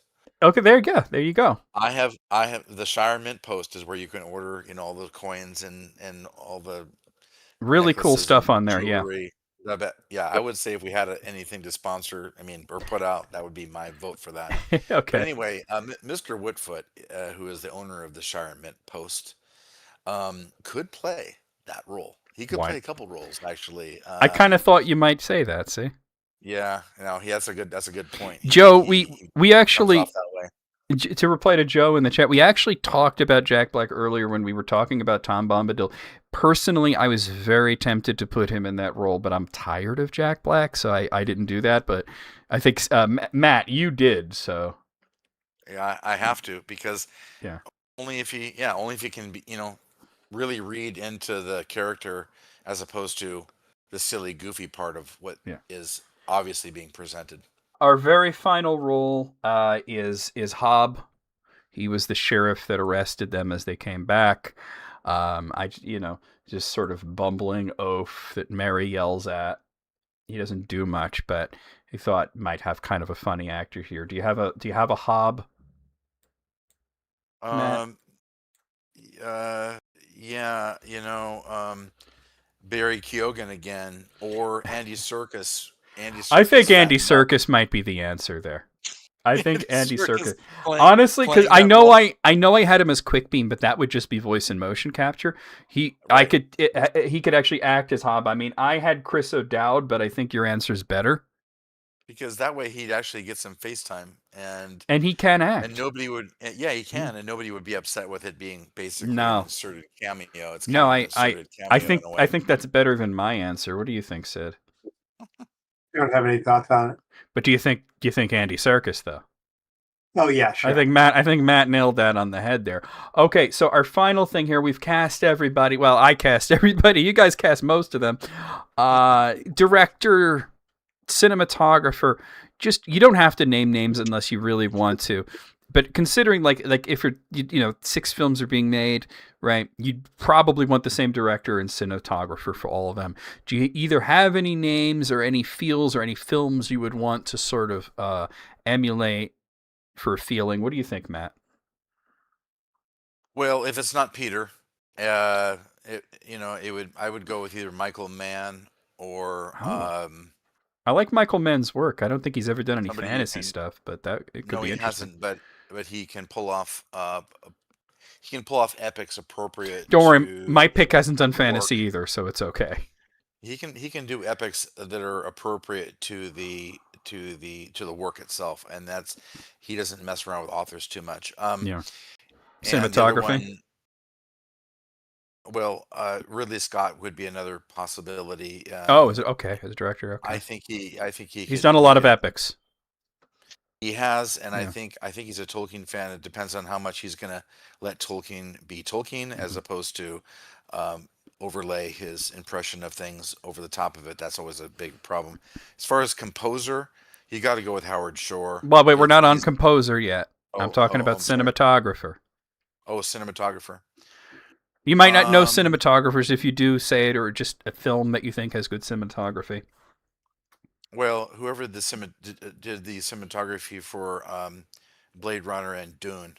Okay, 2 of my favorites. The director was Denis Villeneuve. And that's by the way, Denis Villeneuve. Denis, right? Denis Villeneuve is my pick for director. He's only done science fiction, but he has He does the grandiose. He did Blade Runner 2049. He did Arrival.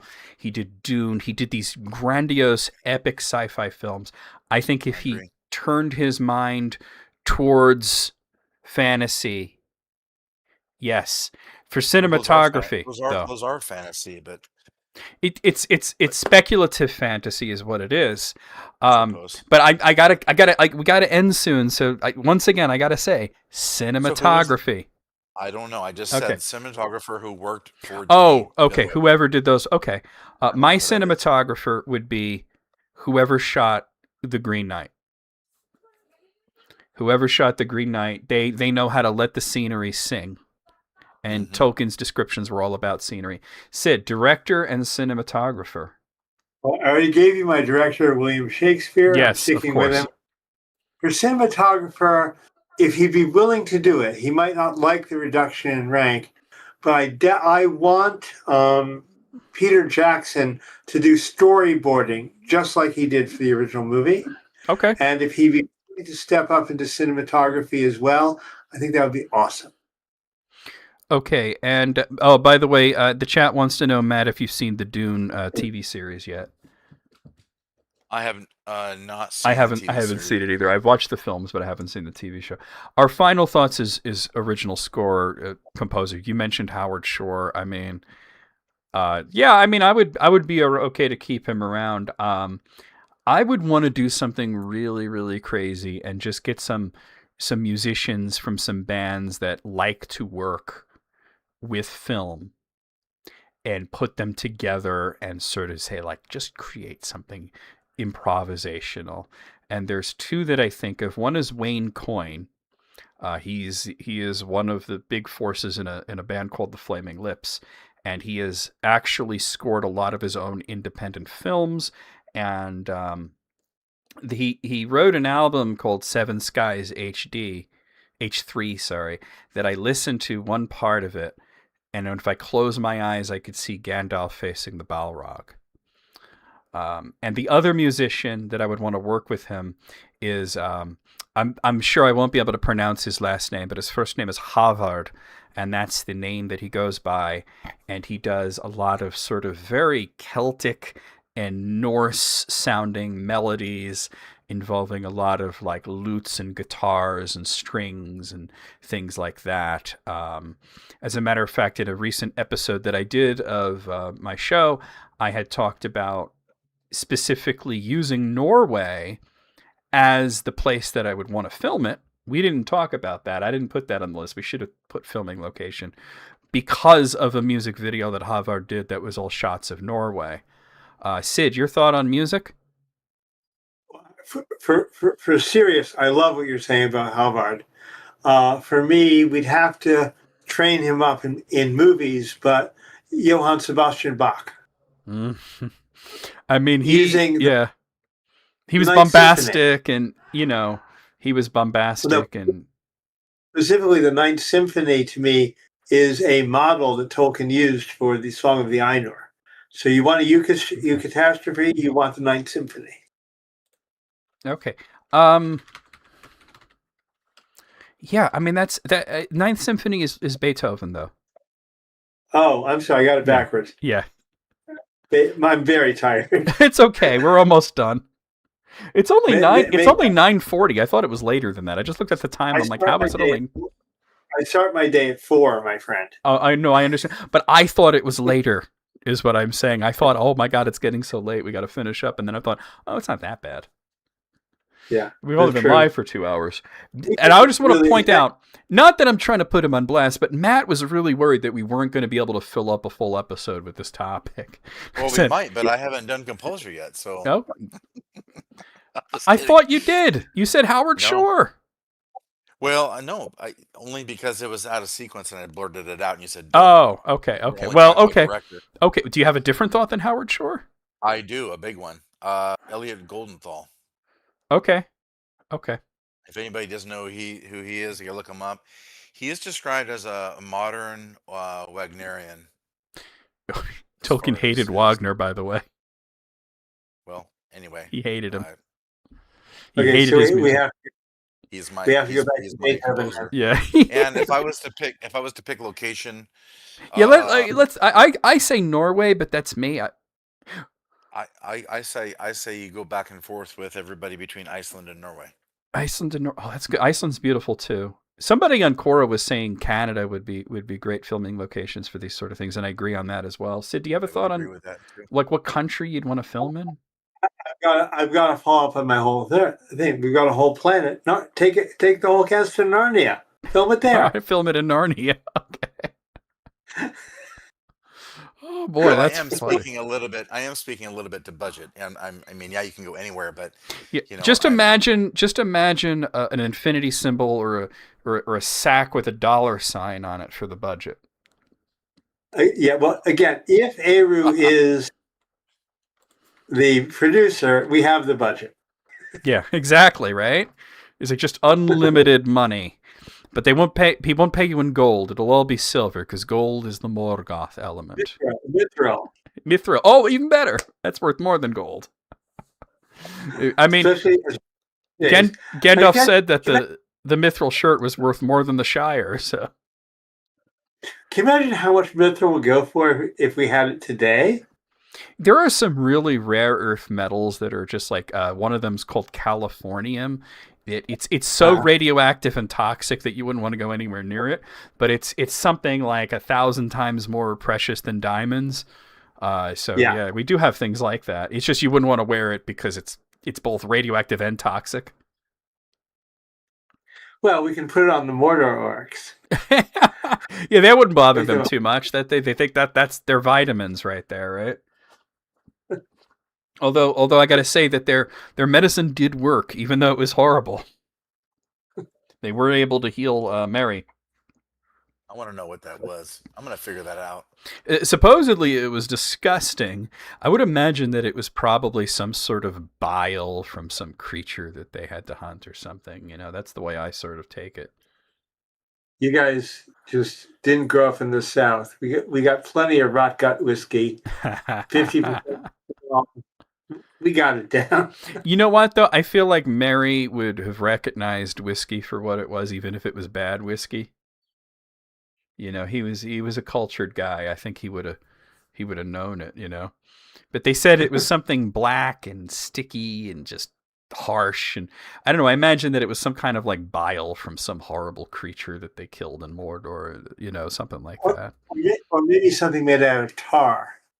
Tar? Ooh, that's gross. Or just leftover grease and wherever meat was back on the menu, they cleaned out the grease traps. Well, they're carnivorous, so I mean, can you imagine these guys? It's probably like, you know, like broth and leftover, you know, just like a forever stew sort of situation. Yeah, yes, exactly. Like black, you know, goo from scraping the bottom of the cauldron. Yeah, exactly. Stuff like that. And they just scrape it and they throw it with some yucky water But it was something that, despite as disgusting as it was, it did have a medicinal property. It did make Mary feel better, which is interesting. Well, if you're starving and you're running all day and you have a little bit of burnt fat and whatever else they put in it, burnt offerings.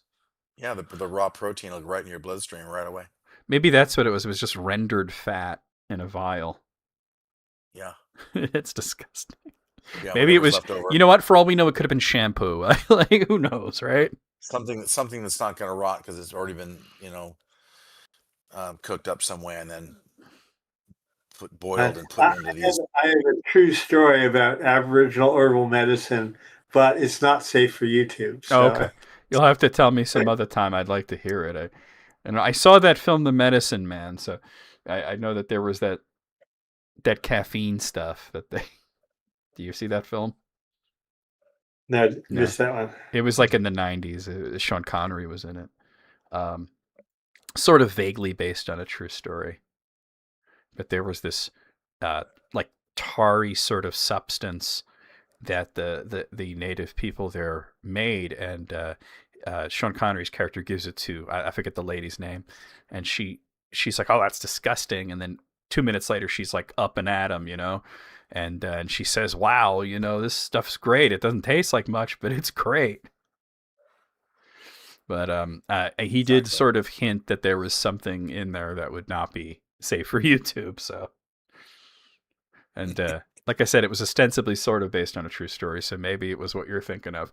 Anyway, guys, let's head over to here because we are going to be ending. I had a lot of fun. I would have liked if we could have gotten like everybody to do every character, but that's difficult, and everybody's got their own busy schedules and everything. So it's, you know, it's a challenge, but I think that we came up with some really cool ideas, and I'm very eager to hear what you guys think for how would you cast it? Do you agree with me, or do you agree with Matt, or do you agree with Sid? Or I mean, it's hard to argue against Sid because he's calling people from across space and time, and has William Shakespeare directing the thing, so that's hard to argue against. I think.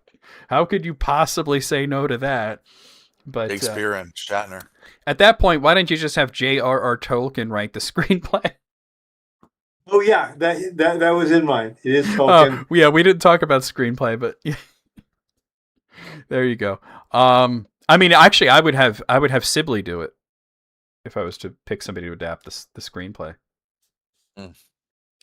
But anyway, we're going to head off of here. Schedule wise, let's talk about this very briefly. Next week, I think we'll be back here reading The Two Towers. we're with Frodo and Sam and Gollum as they're heading towards the Black Gate.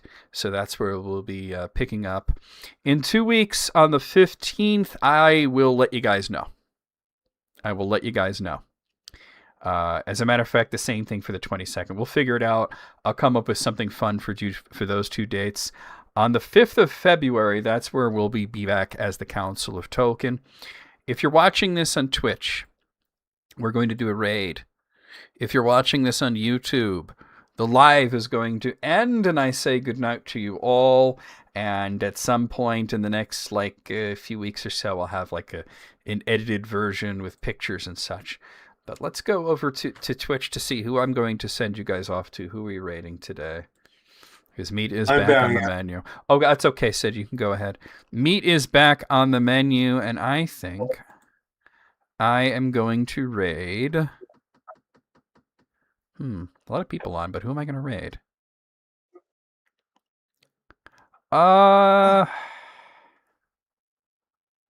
You know what? Let's raid Ice Blue because he's playing Dragon Quest, which if you're watching me on Twitch, by the way, I'll be live playing Dragon Quest tomorrow. Well, Dragon Quest 2 at least. So let's go ahead and raid him. He's playing Dragon Quest 2 HD 2D Remake, which is what I will be playing tomorrow on Twitch. Oh, wait. Where's the window that I put the raid command in? I seem to have lost everything right now. I can't find a dang thing. There we go. All right, let's raid Ice Blue.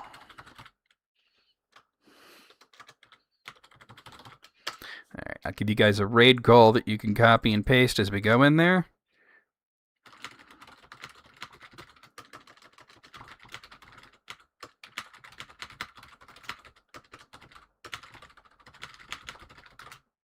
Okay. All right, guys, there's your raid call for those of you who are on the Twitch audience. Copy that, paste it as we head into Ice Blue's stream. He is playing Dragon Quest 2, which is what I'll be playing tomorrow. For those of you that are on YouTube, good night, and I will see you